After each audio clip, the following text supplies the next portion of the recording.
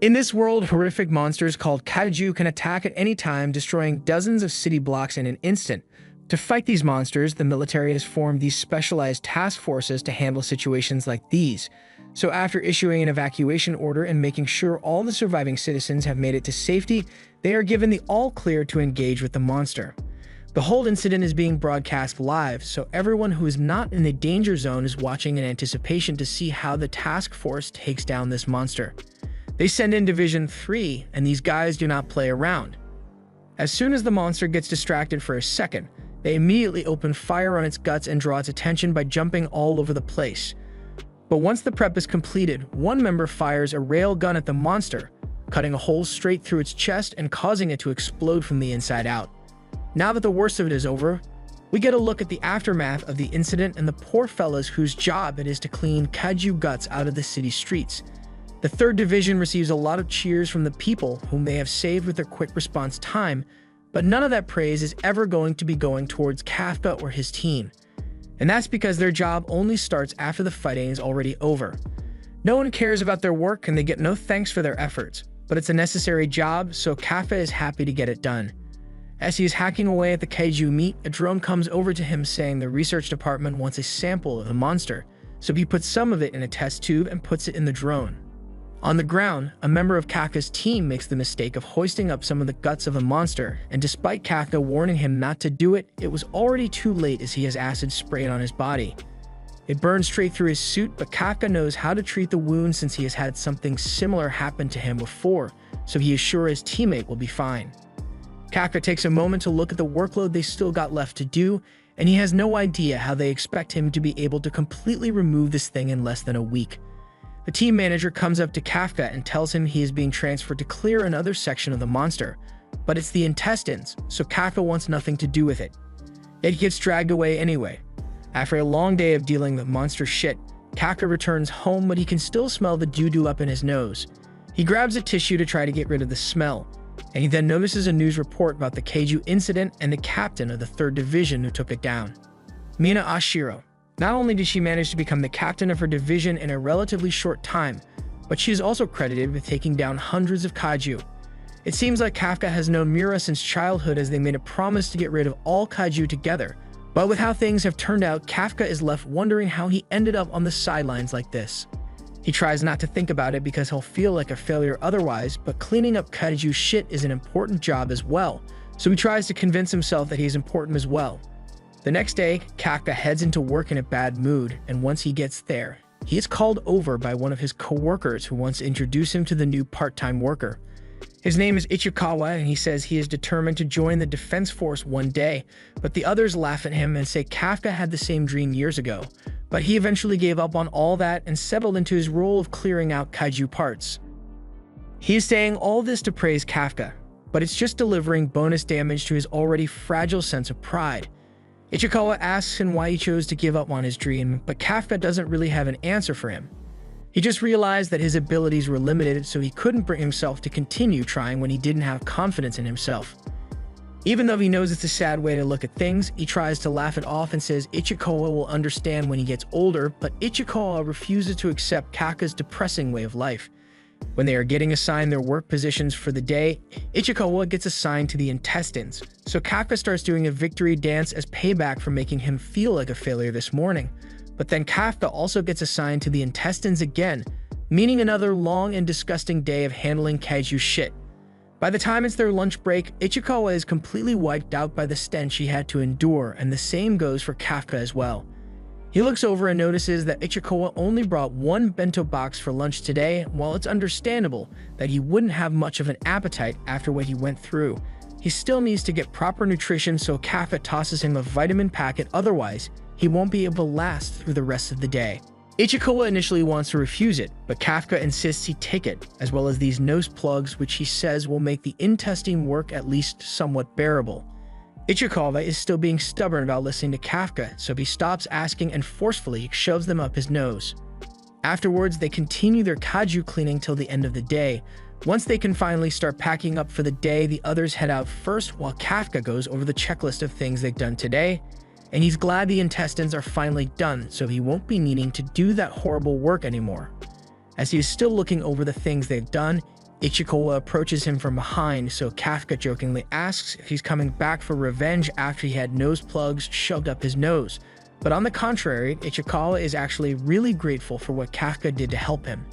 It was thanks to his kindness that Ichikawa was able to make it through a whole day on the intestines, so he wants to show his appreciation. That's all he had to say, but as he is walking away, he turns back and tells Kafka that the age limit on recruiting for the Defense Force was raised to 33 due to the declining birth rates, so Kafka is within the eligibility criteria now. Ichikawa knows he has no right to question the life choices of others, but he could tell that when Kafka talked about giving up on his dream of joining the Defense Force, he looks sad. With that being said, Ichikawa doesn't care what Kafka decides to do, so he can choose to ignore what he just told him and continue his life as he normally would. Kafka thanks Ichikawa for looking out for him even though they only met today, but as Ichikawa turns around to respond, this fricker pops out of the ground and is about to chomp down on him.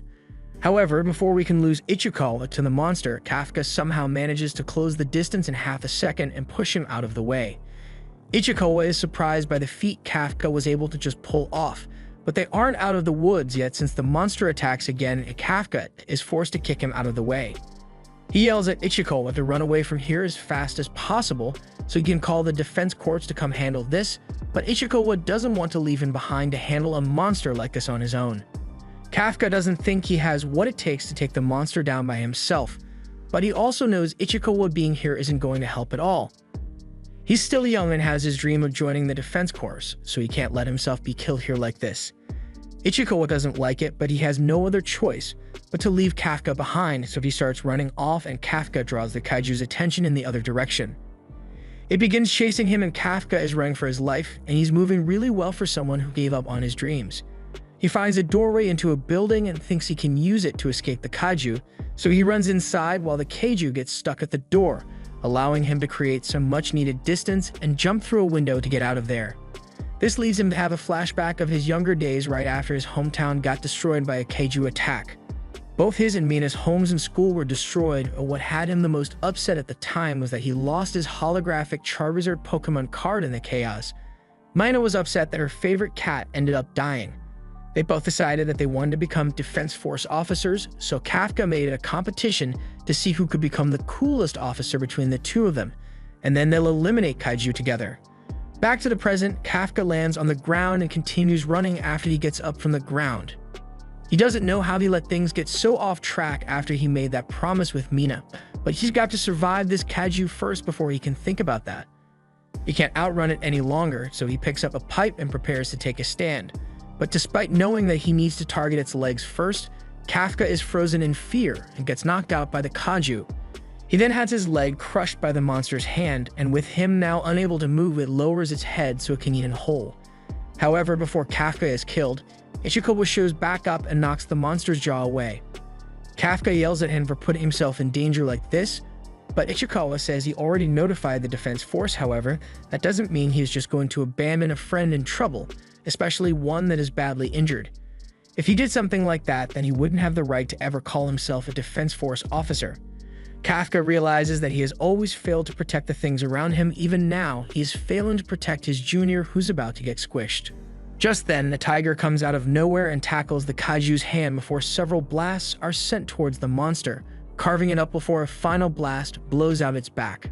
This was the work of Mina and her squad, but she doesn't spare a second for Kafka as she hands his care over to some of her subordinates and heads off to go clear the area of any remaining monsters.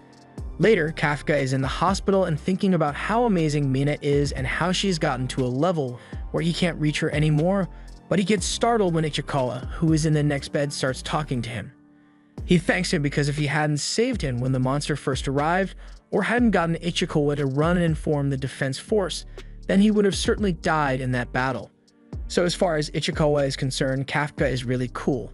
He really thinks he would make a great defense force officer, but that's still his own choice to make. Hearing this from Ichikawa, that helps Kafka make up his mind to try to join the defense force once more, but then he notices this freaky thing just flying over his head, and before he can even yell, has already forced its way down into his throat. He begins squirming in pain, but by the time Ichikawa is able to check on him, he has already turned into a kaiju monster. They are both dumbfounded to find that Kafka's appearance has changed, but Kafka tells Ichikawa to calm down since he is still the same person on the inside. However, this old man doesn't seem to care and immediately calls the defense force to have Kafka eliminated. Elsewhere, Mina is having a flashback to the days when she and Kafka would spend time working on their kaiju slaying tactics. She found it really scary to have to fight something that would be several times her own size, but Kafka reassured her that he would always be by her side to help her through it.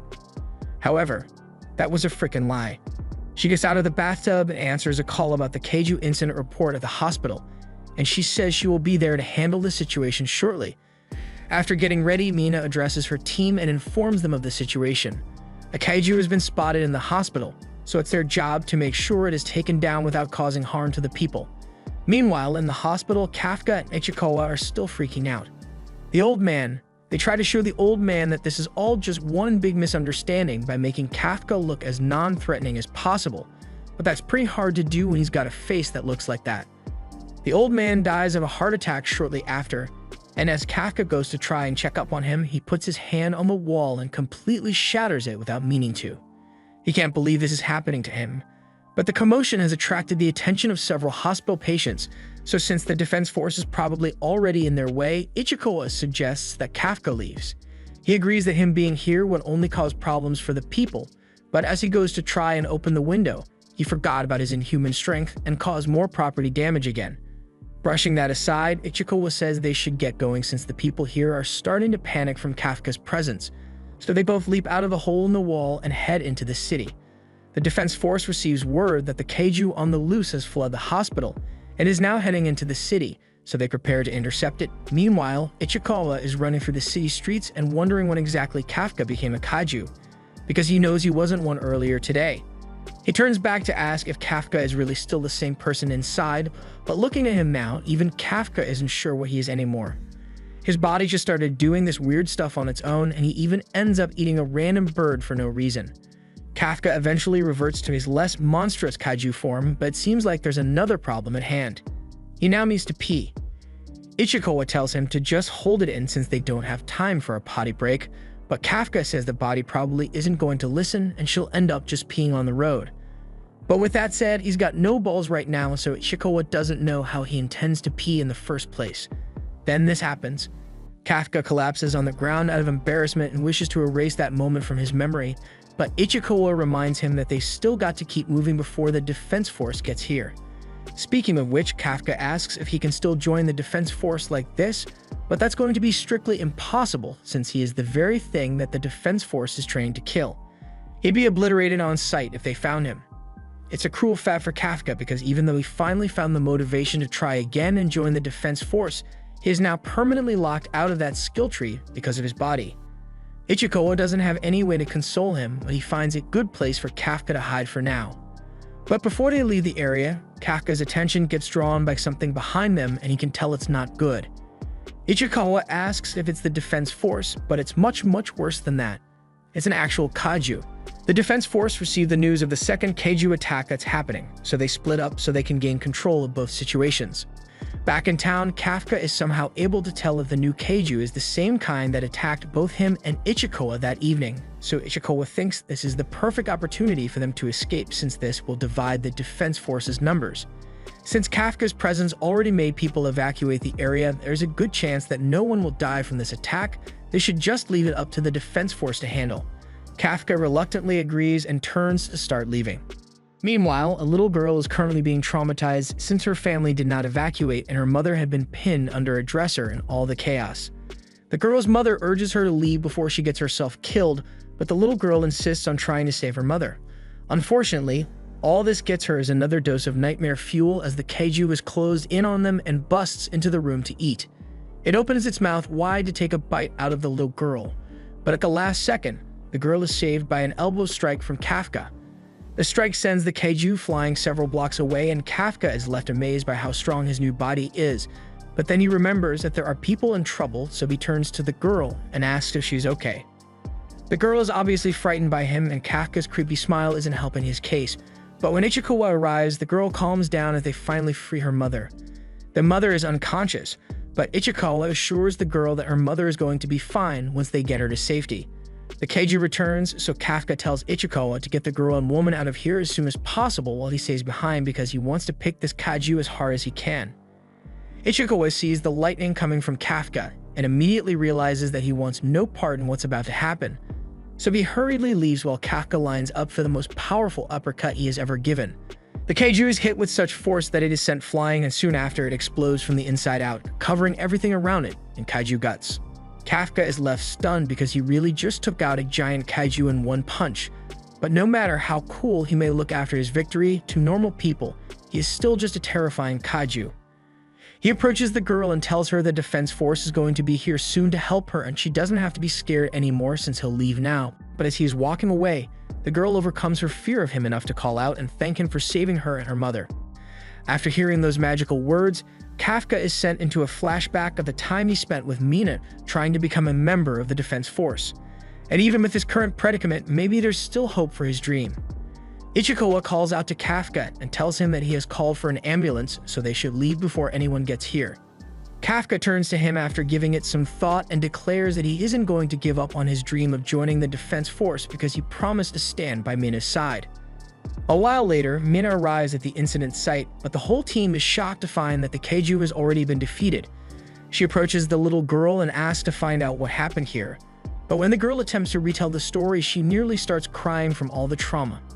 Mina assures the girl that she doesn't need to be scared because she, as well as the entire defense force, are going to wipe all the kaiju off the face of the earth. The girl is happy to hear this at first, but then she thinks about it for a second and asks Mina to promise not to hurt the good kaiju guy. She says the good kaiju is the one who saved her mother and killed the other kaiju, but Mina is still shocked by the words good and kaiju being used in the same sentence. On the morning news, a portrait of Kafka's kaiju form is created from eyewitness reports, and it is dubbed Kaiju number 8. It is the 8th kaiju to ever receive a code name, since the defense force is yet to track it down. The cleanup crew wonders why the defense force hasn't found it yet, and as they talk amongst themselves, Ichikawa walks into the room and sheds a little light on what has transpired thus far. It has been 3 months since Kafka became the first kaiju to successfully escape from the defense force, so officers are dumping a lot of the defense budget into tracking him down. The shift lead tells Ichikawa that something came in the mail for both him and Kafka, so since Kafka already went out early to begin working, he wants Ichikawa to take his to him. The other guys already know what the mail is about, as Kafka used to apply to the defense force every single year, and every year he'd be rejected, so the team would have to cheer him up. Ichikawa takes a look at his results and is delighted to find out that he passed successfully, so he heads off to go give Kafka his results as well. As he was leaving, he stopped for a moment and took a look at Kafka's results himself just to be sure he wasn't going to hand a letter of disappointment to him. But after looking at it, he happily continued running. It looks like Kafka managed to pass the test this time around, and all the guys are happy for him since they know how badly he wanted it. Ichikawa makes it to Kafka and tells him that he actually passed the first round of the exams this time, but as Kafka turns around from eating his lunch, Ichikawa sees that he is letting his kaiju form show. Kafka had realized he was in kaiju form and could have really exposed himself if it was anyone other than Ichikawa just now. So he tries to make himself go back to normal, but accidentally leaves his mouth unchanged. Ichikawa gives him an earful about how dangerous it would be for him to get spotted since there are still news stories about him. Both of them had managed to avoid suspicion by claiming they had run away after the kaiju attacked, but while they fooled everyone back then, if Kafka keeps acting like this, he's going to get exposed sooner or later. Ichikawa hands his results over to him. But while Kafka is still happy, he isn't nearly as happy as Ichikawa thought he would be. This is mainly because Kafka only ever failed at the second stage of the test, so the hard part is yet to come for him. While they are on that topic, Ichikawa asks if Kafka really intends to take the exam with his body the way it is. The first exam was easy enough to take since it was just a written test, but the second one is going to have officers all over the place, and they killed him on sight if they found out about his body. Even with the risk, Kafka is still determined to take the exam. Over the past 3 months, he has been trying to find a way to turn back into a human completely, but he hasn't had any luck yet.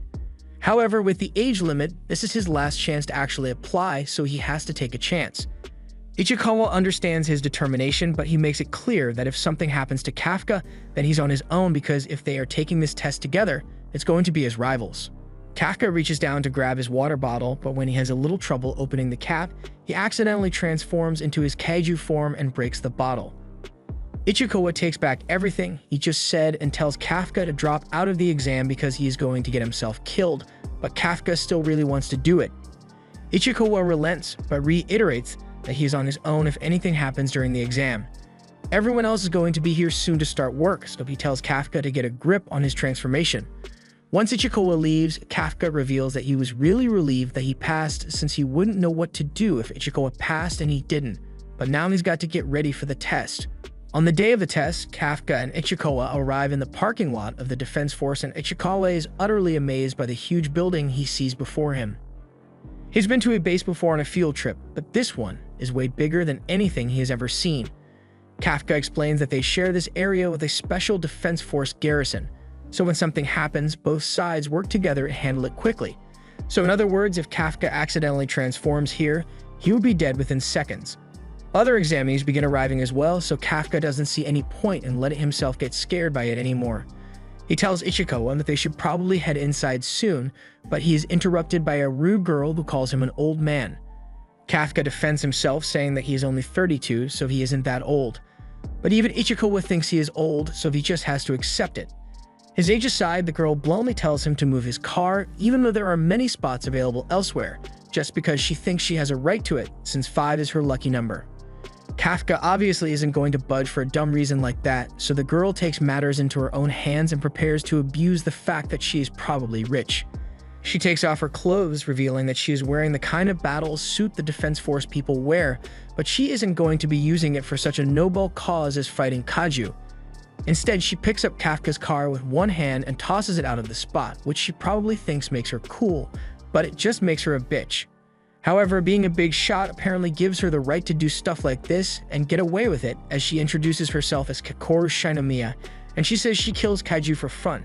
And coincidentally, she finds it weird that Kafka smells like a kaiju. Ichikawa immediately tries to explain it away by saying they work in the kaiju disposal. But while Kakoru was wondering why kaiju disposal workers are here, Kafka has already gone and picked his truck back up. She is astonished seeing a 30-year-old man pick something as heavy as that without hurting his back, so she assumes he must have his own private suit as well. He doesn't confirm or deny anything, but he turns to her and says she had better remember him. While they were busy talking, Kakoru's butler had already gone ahead and taken the parking spot, so Kafka still ended up losing the battle.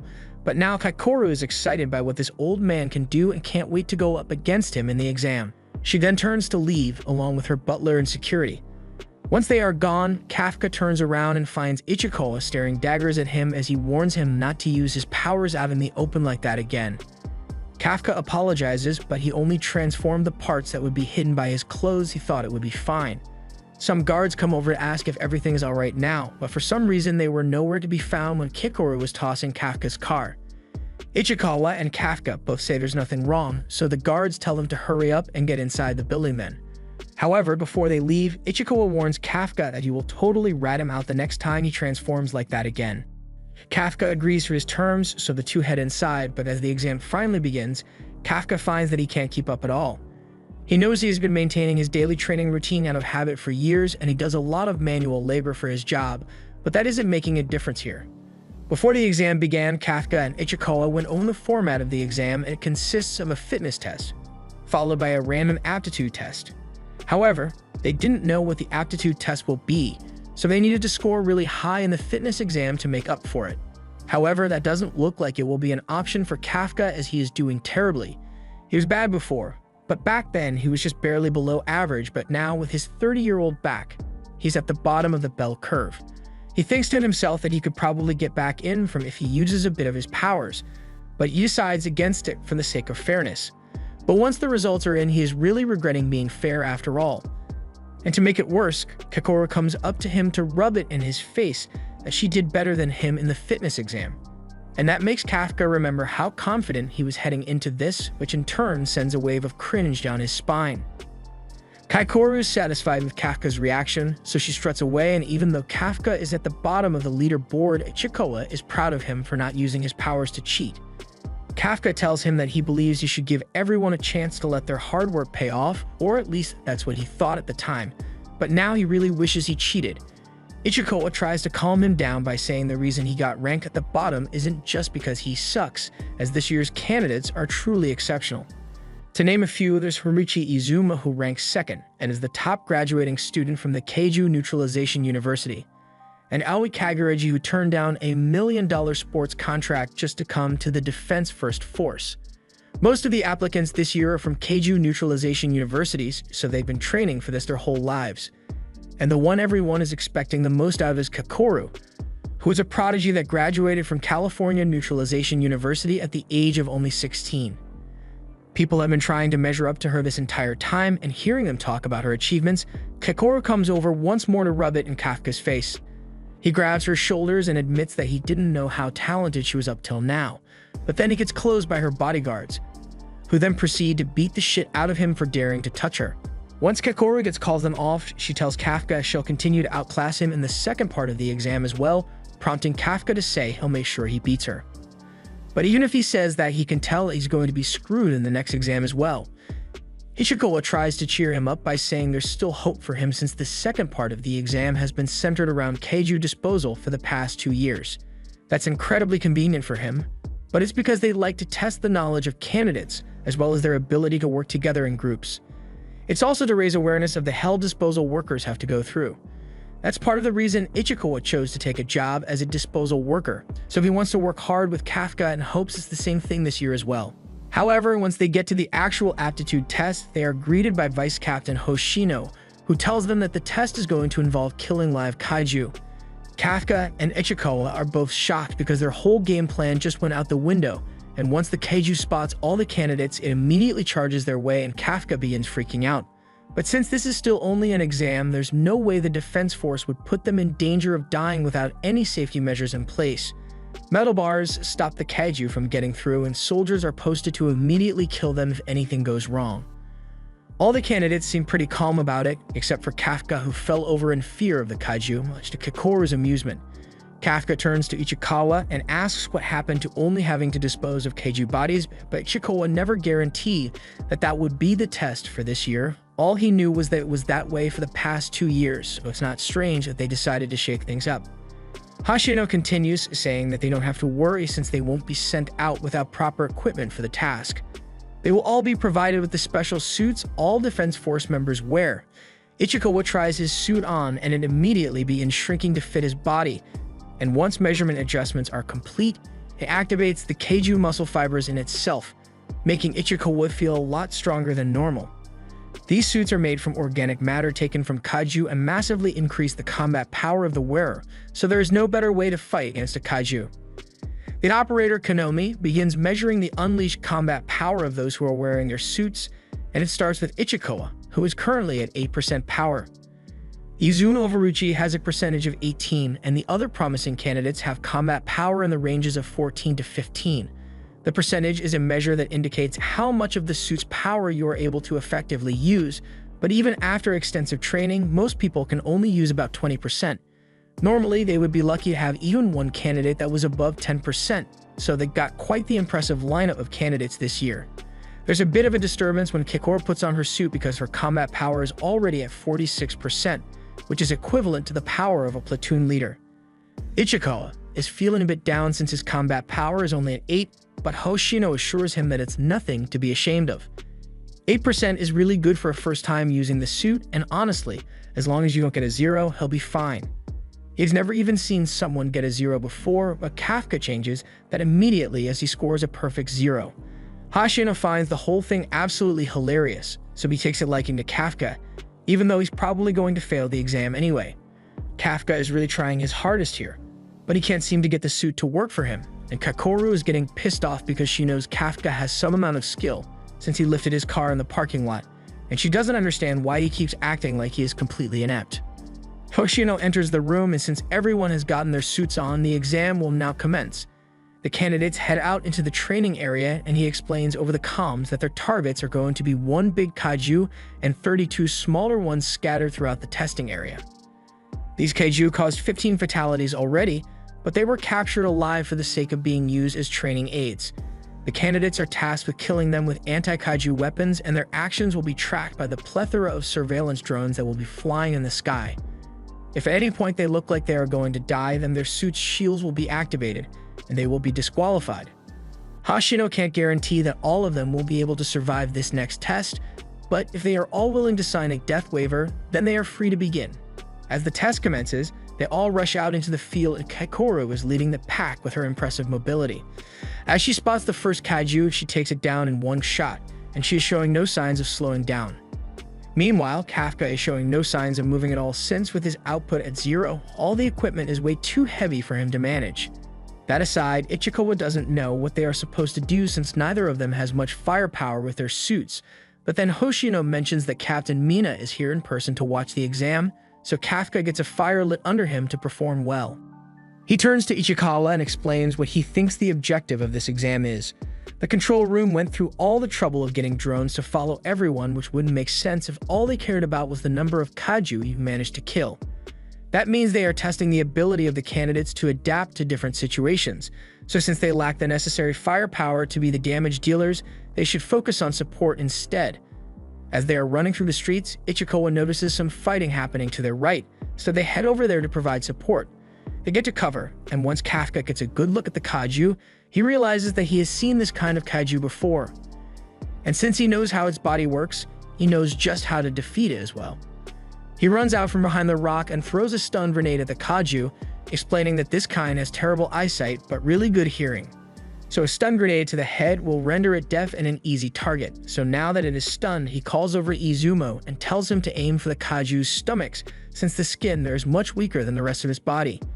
Izumo is skeptical at first, but since the kaiju is about to get back up, he does as Kafka says and he is able to shoot a hole through the kaiju's stomach. He is impressed with how accurate Kafka's info was and thanks him for the assist, and immediately after, both Kafka and Ichikawa continue running to find someone else to assist. They've taken apart more kaiju bodies than they can count, so they know everything there is to know about their strengths and weaknesses so Kafka can be useful without needing to use his kaiju powers. However, while he was in the middle of planning out their next assist, Kafka gets blindsided by a kaiju that bursts through the rubble and smashes him into a wall. The control room sees that Kafka is badly injured from that hit he just took, and the kaiju is still approaching him. So Hoshino says they should start getting ready to deploy his shield. Kafka knows how bad this looks for him, and he is aware that the control room is probably going to engage his suit's shields, but that would mean he gets disqualified, and he doesn't want to disgrace himself anymore while Mina is watching him. He tries to get up, but it doesn't look like he's going to make it out of this in time. Hoshino had figured that Kafka would be the first to have to drop out, which is a shame since he really likes how funny he is. But before the control room can deploy Kafka's shield, the kaiju is suddenly defeated by Kakoru. She stands over Kafka and says he doesn't get to quit as long as she is still on the battlefield, and Kafka was almost grateful to her, until she mocks him and says he should just stay here and keep being useless while she finishes off the rest of the kaiju. The other candidates don't want to let her steal all the glory, but the fact of the matter is that she is just better than everyone else, so there's no way they'll be able to keep up with her. Kafka wants to get back in the fight as well, but he realizes that his leg is completely broken, so he can't stand up at all. He gets connected by Hoshino and is informed that the suit has picked up that Kafka is badly injured and possibly bad internal organ damage, so Kafka has to make a choice whether to give up or not. He still has the will to continue, but then he remembers that he has the lowest amount of talent of any of the candidates, so he will never be able to stand by Mina's side because he isn't good enough for that. Hoshino suggests that Kafka drop out of the exam for his own safety, but even if he knows he isn't cut out for this and people think he looks stupid for trying so hard, the choice to keep going is his own to make and he isn't going to give up anymore. Ichikawa comes over to check on Kafka, but he says he is okay and even manages to get back on his feet despite his leg being broken. If he's willing to go that far, then they see no reason to force him to quit now, but if things get ugly or his condition deteriorates in any way, then his shield will immediately be activated and he will be disqualified. Kafka is happy to continue under those conditions, but he can't deny that his condition is nowhere near decent enough to keep up with Ichikawa, so he tells him to go on ahead without him since he doesn't want to slow him down. But Ichikawa isn't going to just leave him behind because they came here together, and they are going to finish the exam together no matter what. Kafka is touched by Ichikawa's consideration, so the two agree to work together, and since Kafka's leg is still broken, Ichikawa is carrying him on his shoulders, much to Hoshino's amusement. Ichikawa feels embarrassed with how people are staring at him, But this is the only way they can keep going as a team, so Ichikola will act as the legs, while Kafka uses his years of Keiju knowledge to help them attack, and all the while Hoshino is seriously considering giving them a passing score just because he thinks they are really funny. While Ichikawa and Kafka are trying to catch up, the other front runners for the exam are still killing Kaju and trying to not lose to Kikoru, but she is just too damn good. She proceeds to steal the kills of everyone she comes across, so they all slowly give up on even trying to help. Midway through, Kikoru switches to a staff and uses it to decapitate the last small Kaju in the area, so the only one left is the giant one, and she's already all over it. She throws a grenade at it to cause a distraction, and while it is still confused, she jumps off the buildings and comes down on it from above before firing a shot straight through its mouth. With that, the exam has now been concluded, and Kafka and Ichikawa got to do an absolute total of nothing even with their ridiculous formation. Kafka complains that Kikoru is way too fast, but then his body gives out and he collapses on the ground in exhaustion. While the surveillance drones for the exam are being recalled, the operations team also needs to send some of the injured participants to the hospital to get their wounds treated, but Hoshino seems to have been distracted by how fast Kikoru managed to deal with the big kaiju all on her own. And he even had to work overtime just to capture that one alive. Mina is impressed by how powerful Kikoru is, and Hoshino can't deny that she deserves the praise since he had predicted that at least 30 people would drop out this year, but in the end, no one did, and that's largely because Kikoru almost solo handled the entire exam. She's bound to become a big shot within the defense force in no time with the amount of skill she possesses, but while she was still out on the battlefield and getting ready to head back so that she can rub her victory in Kafka's face one last time, something appears in the smoke behind her, and at the time she notices it, she has been impaled through the chest. On the other side of the field, Kafka is still trying to catch his breath, and he has to admit that Kikoru certainly beat him by a landslide, but he also has her to thank because she helped them last throughout the test by ending it so quickly. But then something horrifying starts happening as dozens of dead kaiju all suddenly start coming back to life. Ichikawa thinks they should get out of here quickly since this doesn't look like it's part of the exam, but then Kafka sees something that he can't ignore. Kikoru is on the verge of death, and although she managed to stop her heart from being pierced by focusing her shield on a single point, she is still badly wounded. However, she's not going to let that stop her because there is still a kaiju that needs to be defeated. She looks at the humanoid kaiju, and she wonders what it is and why it's here. But then the kaiju looks back at her and wonders why she isn't dead yet. Kikoru is stunned to find out that the Slenderman kaiju can talk, but then it says it will let the giant kaiju handle her as it revives the monster. Kikoru is still trying to make sense of the fact that this kaiju seems to be intelligent, but regardless, she knows she has to do her best to take it down now. However, as she stands to her feet and takes aim, the kaiju fires shots at her that render all her limbs useless. The control room has just picked up on Kikoru's injuries, so Hoshino asks for a status report on the situation down there.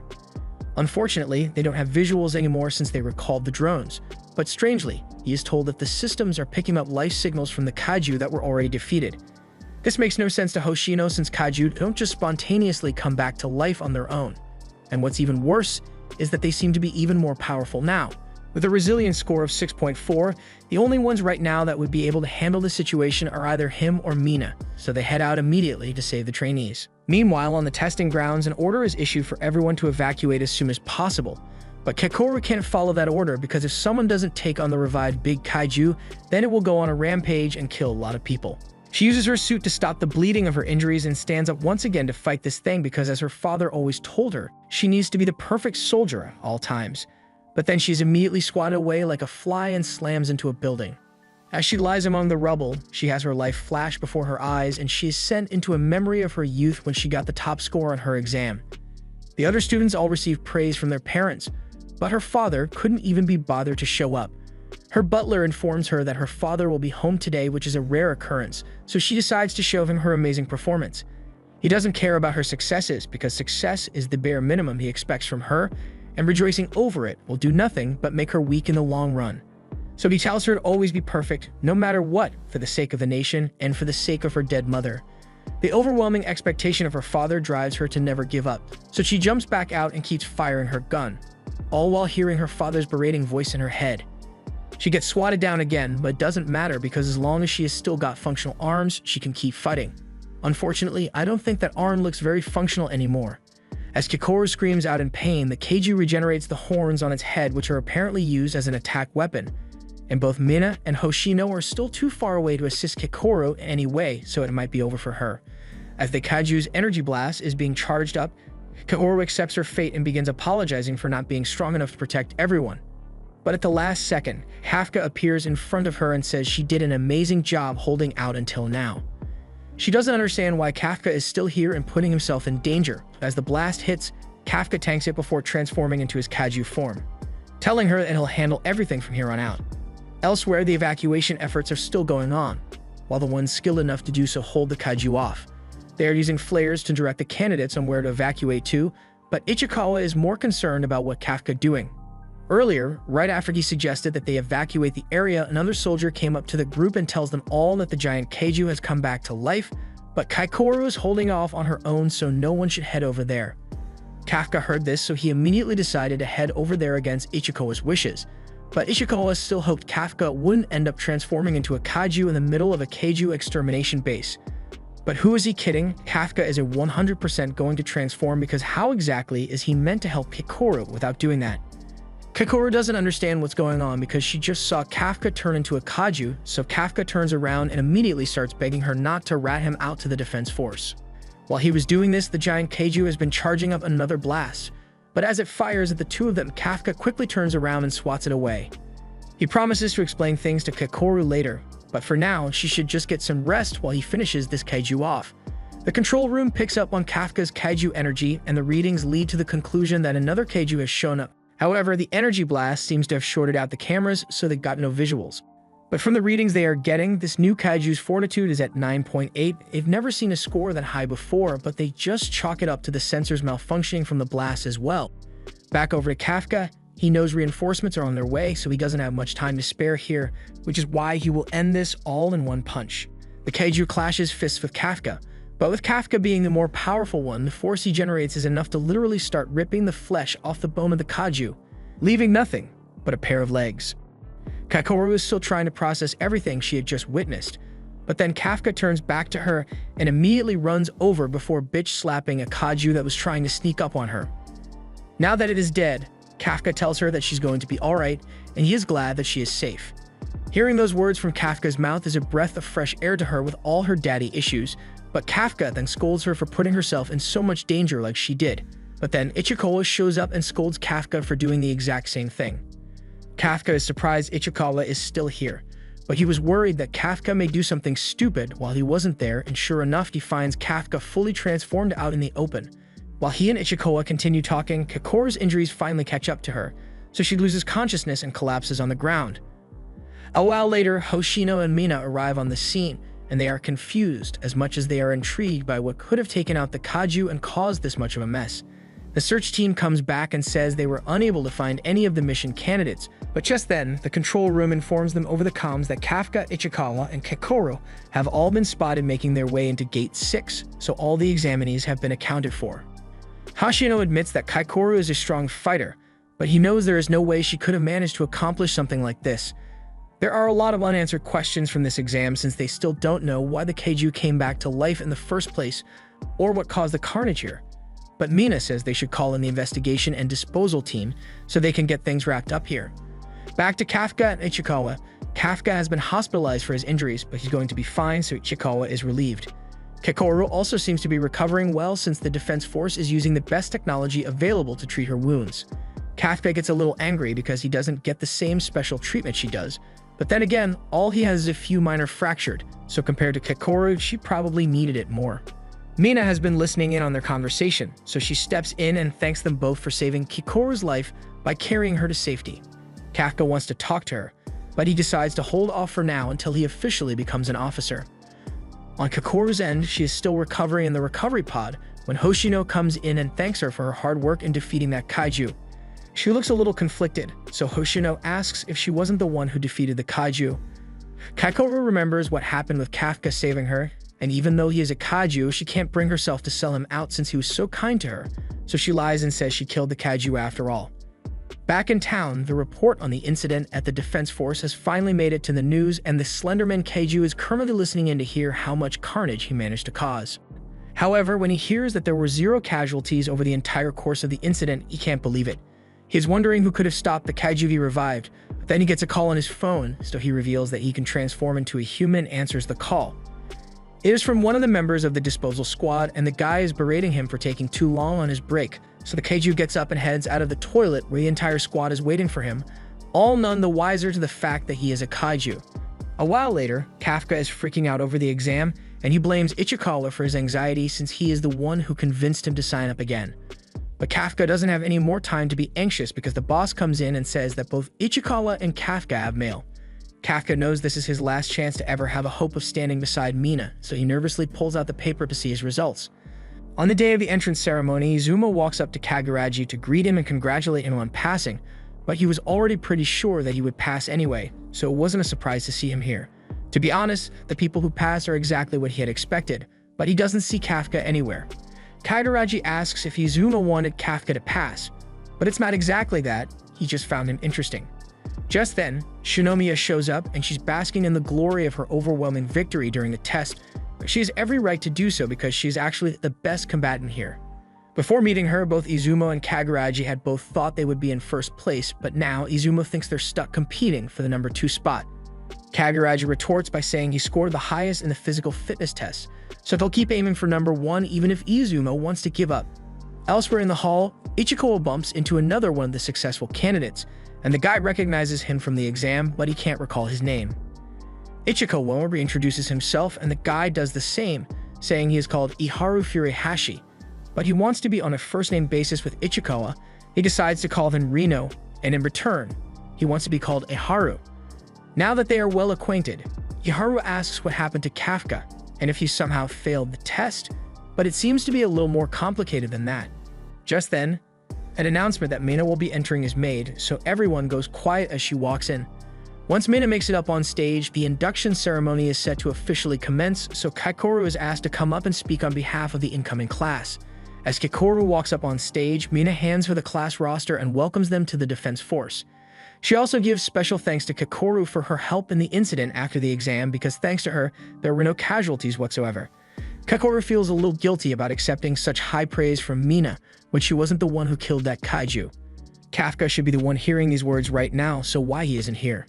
He not only saved her life, but also worried about her like she was a little girl, and she feels a little humiliated about it. But it doesn't look like she needs to worry about that since Kafka sheepishly tiptoes into the room in his new Defense Force uniform a moment later. A lot of people are glad to see him, but some context is needed to know how he managed to not fail. The truth is that he totally failed the exam. He had the lowest score in the fitness exam and he had no aptitude for the suits, so it was a pretty clear failing grade. No one objects to this evaluation, and although Mina wants to stick up for her friend, she also knows she can't give him preferential treatment like this. However, Hoshino is willing to give all the preferential treatment in the world to Kafka, so he says he'll take him under his wing.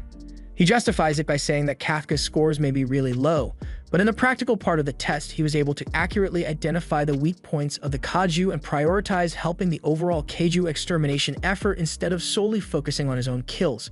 There aren't many people with the skills to do that, but the reason Hoshino wants to bring Kafka aboard is because he thinks he is funny. Hoshino wasn't sure if Kafka would ever meet the requirements to become a full officer, but for now, he wants to keep him as a cadet in part of his platoon. Mina explains to everyone that Kafka isn't a full officer yet, so she has him sit out of the induction ceremony, but that still means he passed. Now that that's been settled, Hoshino walks up and asks Mina to say a few words to the new officers. She steps up to the mic and addresses everyone, saying that she is glad that they all volunteered to join the Defense Corps and put in the effort necessary to pass that difficult exam. For the last few years, they've seen more kaiju with far greater fortitude than they've ever seen before, and they also have to worry about strange incidents where kaiju may be able to come back to life. Missions are going to be more dangerous than they've ever been, and some people may die, and there's no guarantee that anyone will make it back from missions alive, so she wants them all to entrust their lives to her. Through all these dangerous missions, she swears that she will be there, standing at the very front and acting as both the shield and spear of the team.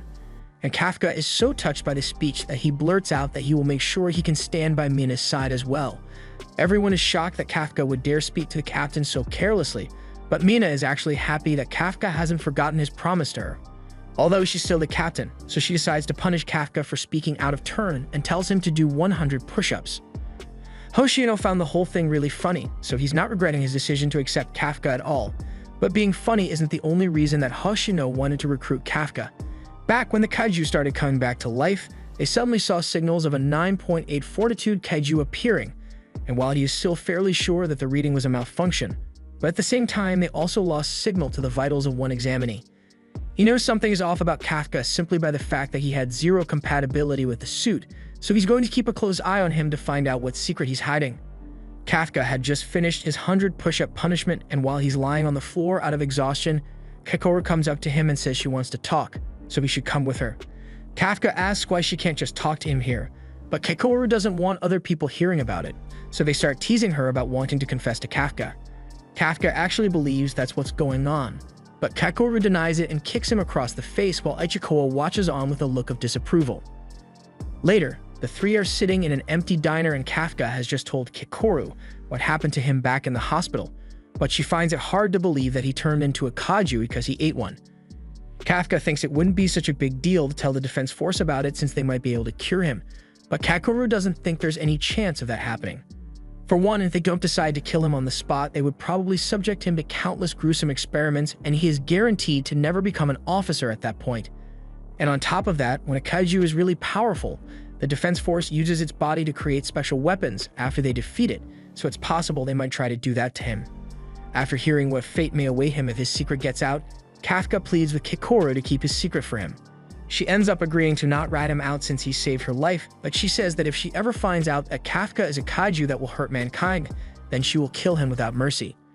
Ichikawa freezes up a little after hearing how serious she is, but Kafka is actually glad because he would never want to be left alive if he was a danger to society.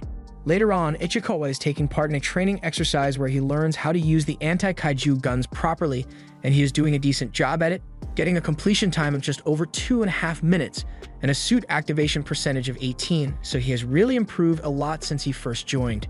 Because of this, Iharu feels pressure to do just as well as him because he can't let himself get overshadowed.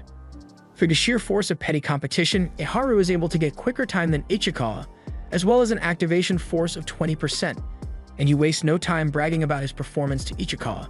But then he gets a reminder that there's always someone better when Kekoru shatters his record by a full minute. And with a suit power of 55%, so she wastes no time and rubs it in his face that she's superior. Meanwhile, Izumo is left feeling inadequate by Kekoru's signature look of superiority, but Kaguraji reminds him that if he's got time to be worried, then he's got time to train, otherwise, people are going to catch up to him in no time. Right now, both Izumo and Kaguraji are on equal footing in terms of battle power, and Kafka's just doing his own things because he's excited that he finally got his suit up to 1%. He then turns to Kekoru and proudly declares that he has finally turned his 0 into 1, but she doesn't understand why he's bragging to her when she's at 55. Hoshino still finds him amusing, but he tells Kafka that he's never going to become an officer at this rate, and at most he will last 3 months before he is fired. And after hitting Kafka with facts, he tells everyone that they should run 10 laps around the perimeter, and then training will be done for the day. They don't think it's fair to have to run laps, but because they complain, Hoshino makes it 15 laps instead and tells them to get going. A lot of the new recruits have developed rivalries among each other, and Hoshino is happy to see it because the competition is helping them grow stronger than ever. After training is complete, everyone heads to the baths and Kafka is exhausted from having to run laps at the end of training. But Ichikawa and Iharu seem to be full of energy since Iharu is showing off his muscle gains, but Ichikawa doesn't think it's all that impressive since he has the same amount of muscle mass. Kafka has to get in on this and show the young lads what a real man's muscles look like, and Iharu was really impressed. But that didn't last long as Kafka runs out of breath and shows Iharu what a real man's stomach looks like. Iharu and Ichikawa both start laughing at Kafka, but he says the same things will happen to them once they turn 28, so they had better be prepared. But then, everyone gets put in their place when Kaguraji shows up and shows them what the peak physical form looks like. They all jump in the bath out of embarrassment, but the mood soon turns back to regular conversation and Kafka is happy because he hadn't gotten to do stuff like this in a long while. On the girls' side, Kekoru and 2 relatively unimportant officers walk into the changing room, and they find Mina there, so they were going to leave and let her finish. But Mina says it's alright since she was about to leave anyway. Since they have her permission, they all go their separate ways, and Kekoru walks behind Mina to put her clothes in the washing machine. While she does this, she notices that Mina has some decent muscle on her body, but that doesn't explain the ridiculous amount of combat power she's able to produce, But all that staring got Mina's attention, so Kekoru asks her directly about how she got her muscles. Mina agrees to show her the basics of her training routine since she's here anyway, and though Kekoru wasn't expecting it, she is still grateful for the kind gesture.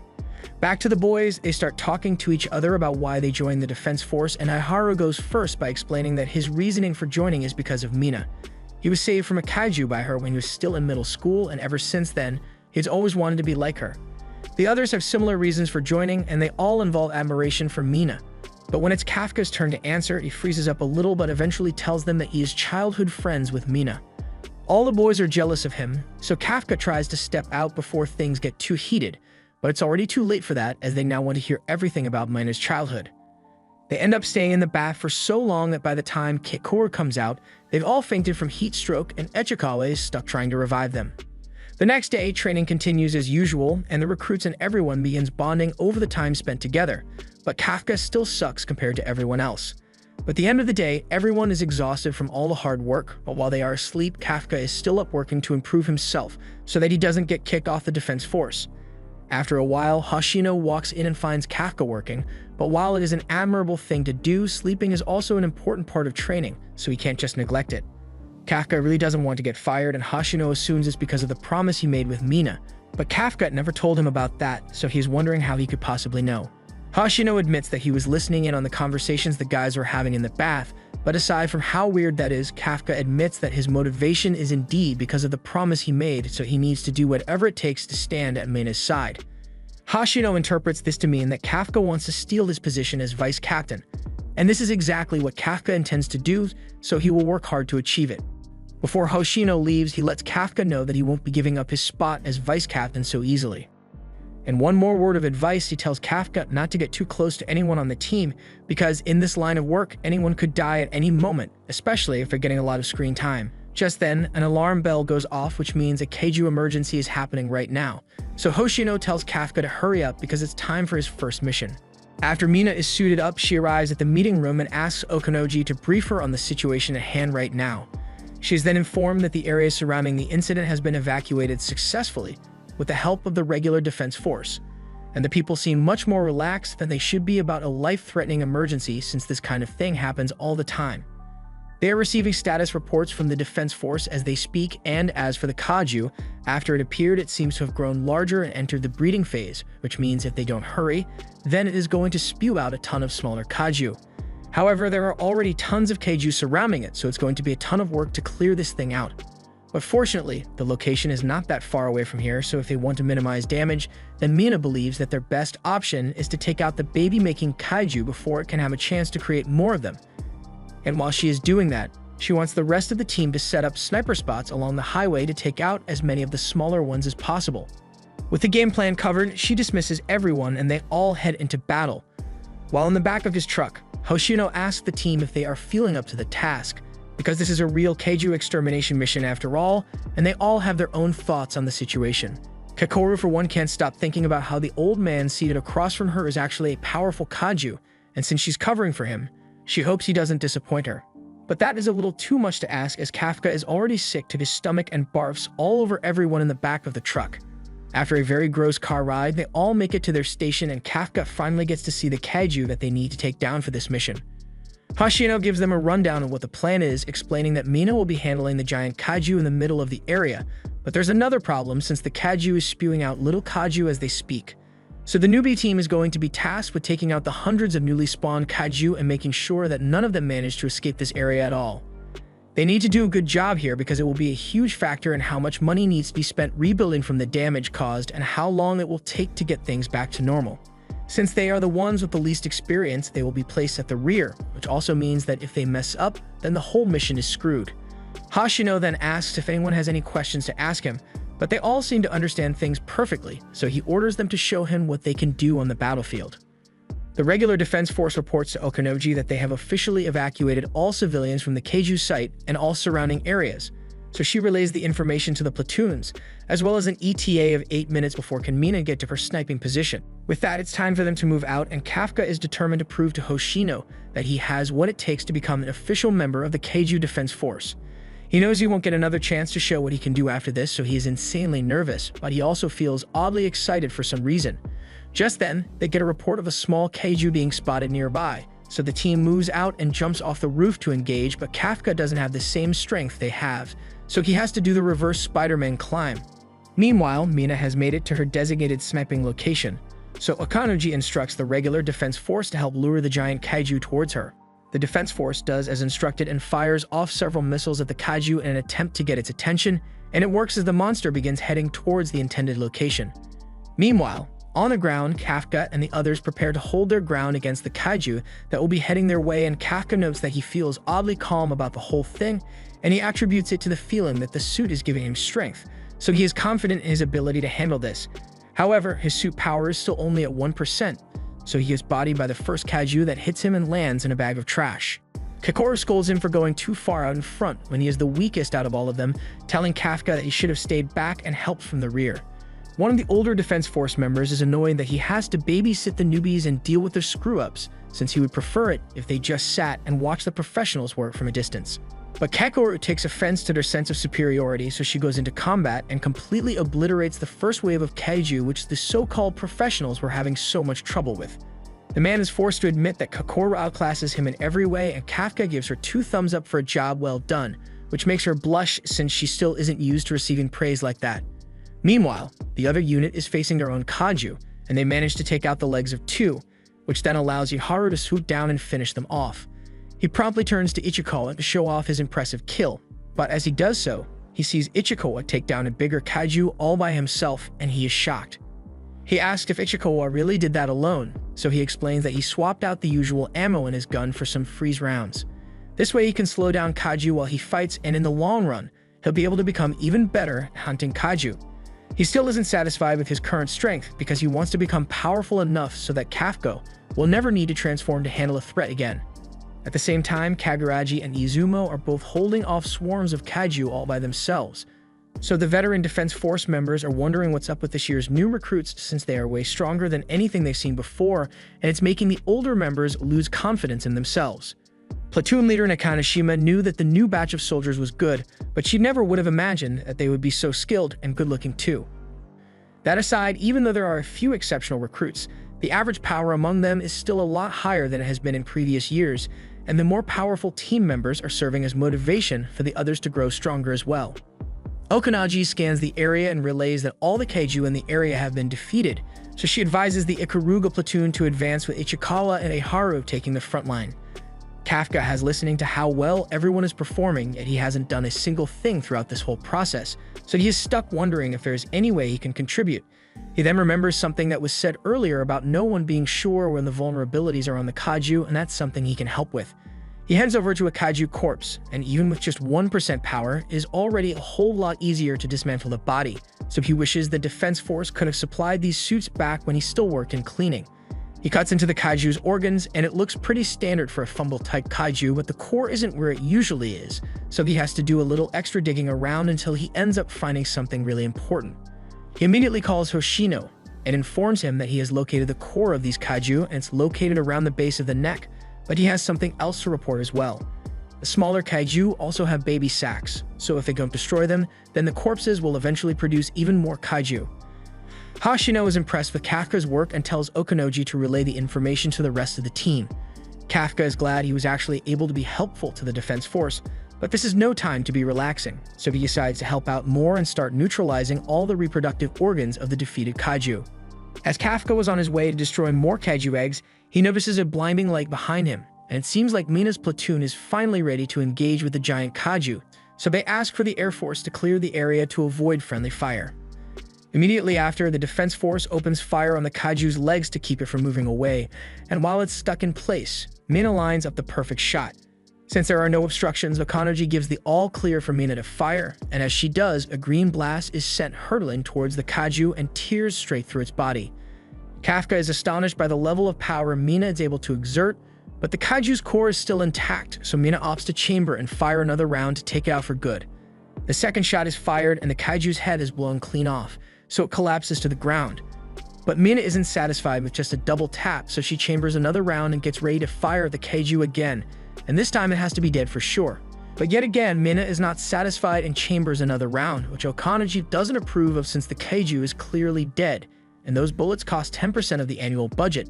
But Mina insists on firing again, so Akanoji gives the all clear, and the shot is fired. On the ground, Hoshino approaches Kafka and asks if he is ready to consider giving up on trying to stand beside Mina, because doing so would mean that he needs to display an equal amount of strength.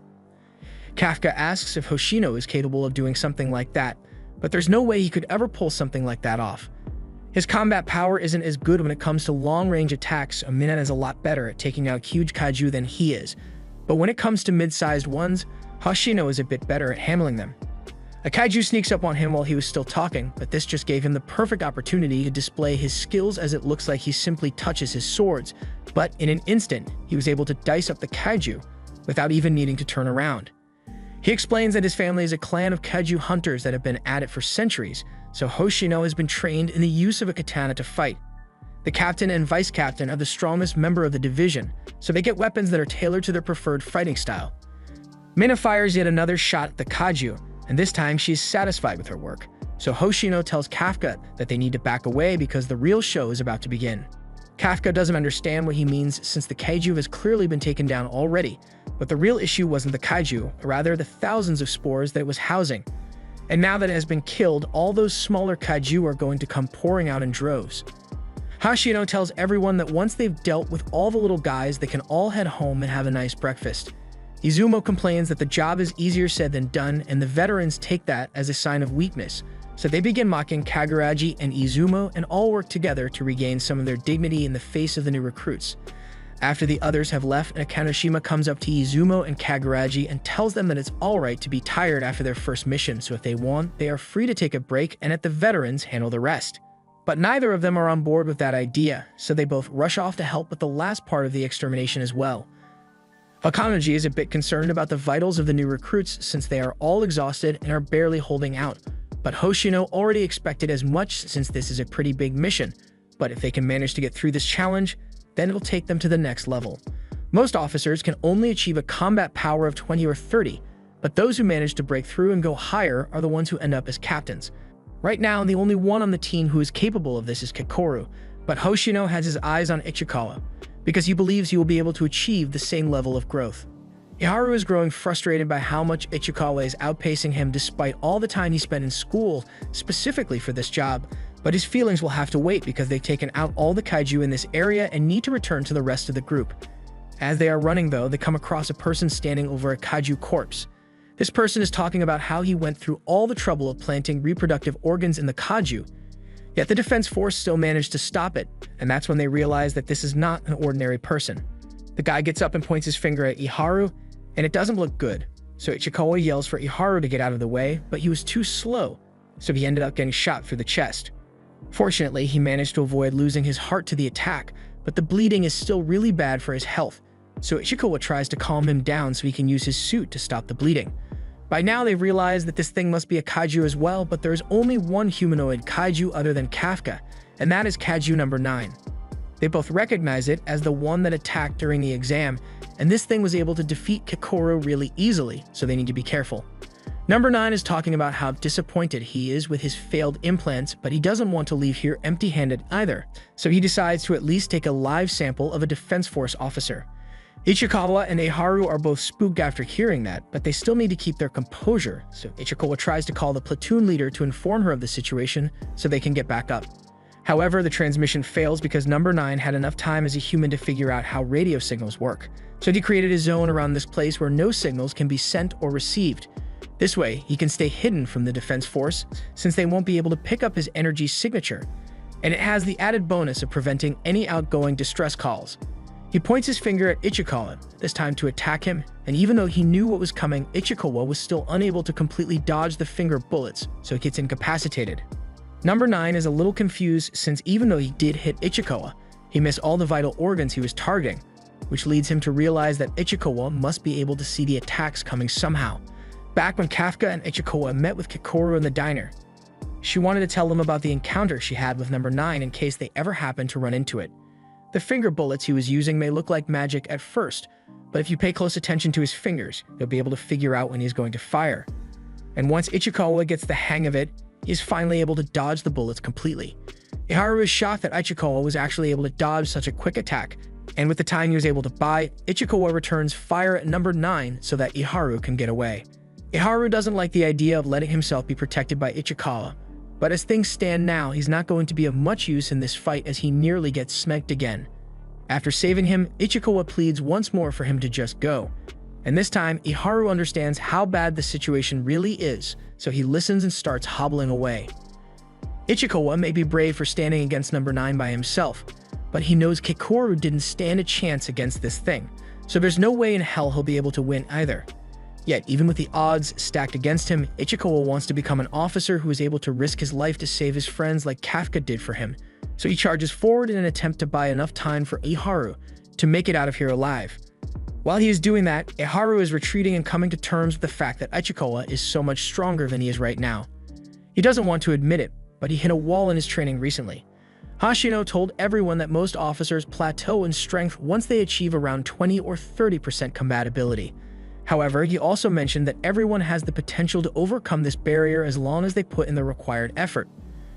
Iharu had been stuck at 20% for the past 2 weeks already, yet despite his motivation to keep growing stronger, he was still surpassed so easily by Ichikawa and he hates himself for it. Ichikawa is still doing his best to keep number 9 at bay, but 9 dodges all the shots and appears inches away from Ichikawa just to taunt him. Ichikawa may have some information about 9, but there's still a lot about him that he doesn't know, and 9 is going to take full advantage of that. As the new finger bullets are fired, a dust cloud is kicked up, and it would seem that Ichikawa has met his end, but fortunately, Iharu returned just in time to save him. He is done feeling sorry for himself and getting saved, so he makes up his mind that he is going to save Ichikawa this time. Although he has still got a hole in his chest, so he can't overdo it. Ichikawa doesn't understand why Iharu would come back here and put himself in harm's way, but if he hadn't done so, then Ichikawa would have been dead by now. Besides, number 9 mentions that his barrier prevents anything from leaving without his permission, so there's no way Iharu would have been able to get out of here in the first place. The only option they've got left is to stand together and try to take down number 9, although Iharu isn't going to be able to help out much with his current injury, so he says he'll do his best to create an opening for Ichikawa, and when he does, Ichikawa better hit 9 as hard as he can. They are both in agreement, so Ichikawa charges forward while Iharu gets down and provides cover fire for him. The bullets he fires are a special conductor variant, so they work well to restrain 9, but since 9 recognizes Iharu as an annoying problem to deal with, he targets him first. Iharu isn't able to get up to dodge, but with a little extra focus, he's able to tell when the attack is coming, so he has learned to dodge as well. While 9 is still confused about why his shot missed, Iharu managed to strike him in the leg with the conductor bullets, and that provides the perfect opening for Ichikawa to get into position and unleash his suit's maximum output. He then proceeds to unload his entire magazine into 9, but once the dust settles, he is horrified to discover that not a single one of the bullets actually managed to connect. 9 had built a wall of corpses to protect himself, and now that Ichikawa is out of bullets, there is nothing he can do to stop 9 from turning him into Swiss cheese with his finger bullets. Meanwhile, outside the barrier, Hashino has just been informed that communications with Iharu and Ichikawa have been lost, as well as all signals for their vital signs, so there may be cause to worry. Kafka heard the report, and coupled with the strange behavior of the Keiju here, he and Kikoru realized that Keiju number 9 must be here somewhere. After all the bullets Ichikawa got hit with, his entire body is burning with pain, but he is still trying his hardest to stay conscious and keep fighting. Number 9 is surprised that Ichikawa is still able to move after all the damage he has taken, but since he wants a living test subject, he doesn't want to kill him outright. He is about to try other ways to incapacitate Ichikawa, but Iharu refuses to let 9 do any more harm to his friend and fires several bullets at him. However, 9, now that he has seen the gun once, 9 can just deflect all the bullets easily, and after he takes out Iharu, he walks back over to Ichikawa to find out how much damage it takes to stop him from moving. Iharu hates seeing his friend get hurt in front of him, and he doesn't like to admit it, but Ichikawa is more talented than him, so as he reaches for his gun, he refuses to let him die here. However, he is out of ammo, so there really is nothing he can do to save Ichikawa. Iharu loses hope and accepts that he's going to die here, but he just wants Ichikawa to be saved somehow. 9 directs his attention to Iharu, and since he already managed to get Ichikawa to stop moving, he doesn't need Iharu alive anymore and points his finger to finish him off. But at the last second, Kafka appears behind him and cleanly punches 9's head off his body. Kafka then kneels down beside Ichikawa and apologizes to him for being late, but Ichikawa just blames himself for being so weak in the first place. He really wanted to handle this on his own so that Kafka wouldn't be forced to transform, but things didn't turn out the way he wanted. Iharu has already begun to panic since from his perspective, a second powerful kaiju just showed up, but he still can't do anything about it. It turns out number 9 is able to stay alive even after being decapitated, so as it picks its head back up, Kafka sets Ichikawa down because he knows things are about to get violent. Ichikawa doesn't want Kafka to get himself into any trouble, but Kafka says it is fine and Ichikawa should just focus on getting his wounds sealed with the suit so he doesn't bleed out. And while he's doing that, Kafka is going to deal with 9. Once 9 has his head back on his shoulders, he isn't angry, but he asks why Kafka attacked him out of nowhere when they are both kaiju. Regardless, he realizes that Kafka is really strong, so he wants to take his corpse for himself, which is why he fires a shot at him. It doesn't do nearly as much damage as it did to Ichikawa, so 9 decides to step things up a notch if he wants to take down a kaiju of such a caliber. 9 whips out several body bullets of massive scale, so he can fire them at Kafka, but Kafka is more enraged by the fact that 9 has been shooting Ichikawa and Iharu's squishy human bodies with these bullets all this time. He can imagine the pain and suffering they must have gone through up till now, so he is going to make 9 pay for what he has done. 9 starts firing his bullets at Kafka, but he just stands there, and just before he gets hit, he unleashes a shockwave that blocks them all. Immediately after, he flash steps in front of 9 and delivers a barrage of punches to his body, while also rearranging 9's dental structure. 9 tries to defend himself, but nothing he is trying is doing any good against Kafka's relentless attacks, so he decides that the best course of action is to retreat. However, Kafka isn't letting him get away as he readies himself for his finishing punch. 9 realizes that he is screwed at this point, and after he gets punched across 4 city blocks, he's left disfigured, dismembered, and with his core completely exposed. Kafka catches up to him and is about to smash his core to finish him off for good. But just then, a couple of Defense Force soldiers spot him and report that they've encountered a humanoid kaiju. Meanwhile, Kakoru is struggling to take down one of the remaining kaiju from earlier since her gun isn't powerful enough to damage it. So she takes matters into her own hands and grabs a nearby sign to use as a weapon. And with it, she splits the kaiju in half. Now that she is done with that, she wonders where Kafka could have gone. Earlier, after they found out Iharu and Ichikawa went missing, Kafka decided to go look for them. But Kakoru questioned how he was meant to do that when they had no way of communicating with them. Kafka explained that as long as they are being attacked by the humanoid kaiju, then he should be able to sense their location. He then transformed and jumped away, but even if his intention was to save Ichikawa, transforming in the middle of an active Defense Force battle zone is insanely risky. The report of humanoid kaiju reaches Hoshino, so he starts moving to provide assistance. And back with Kafka, he got distracted by the officers, so number 9 was able to regenerate his body and escape imminent death. He says he has figured out how Kafka's body works, so next time he should be able to kill him. Kafka refuses to let there be a next time, so he prepares to chase after 9, but 9 opens fire on the Defense Force officers, so Kafka is forced to go back and defend them. 9 then uses the opportunity to disintegrate himself to get away, which is something I guessed he can just do, and since 9 has gotten away, Kafka thinks now would be a good time for him to leave as well. He punches the ground to create a distraction and then jumps into the air to escape. And while he is disappointed that he didn't manage to kill 9, he at least saved Ichikawa and Iharu from dying, so he's happy with what he achieved. Just when he thinks he is in the clear, Vice Captain Hoshina appears behind him. He believes Kafka is the one who injured Ichikawa and Iharu, so he is pretty pissed at this point and plans to take it out on Kafka. In a blink of an eye, Hoshina is right in front of him and nearly slices Kafka's head off, so Kafka is forced to retreat from him as he tries to land more strikes. Kafka recalls Hoshina telling him that he is particularly skilled when it comes to taking down smaller kaiju, and it looks like he wasn't joking. Kafka has only ever seen Hoshina when he was smiling, but he's a completely different person when he is serious.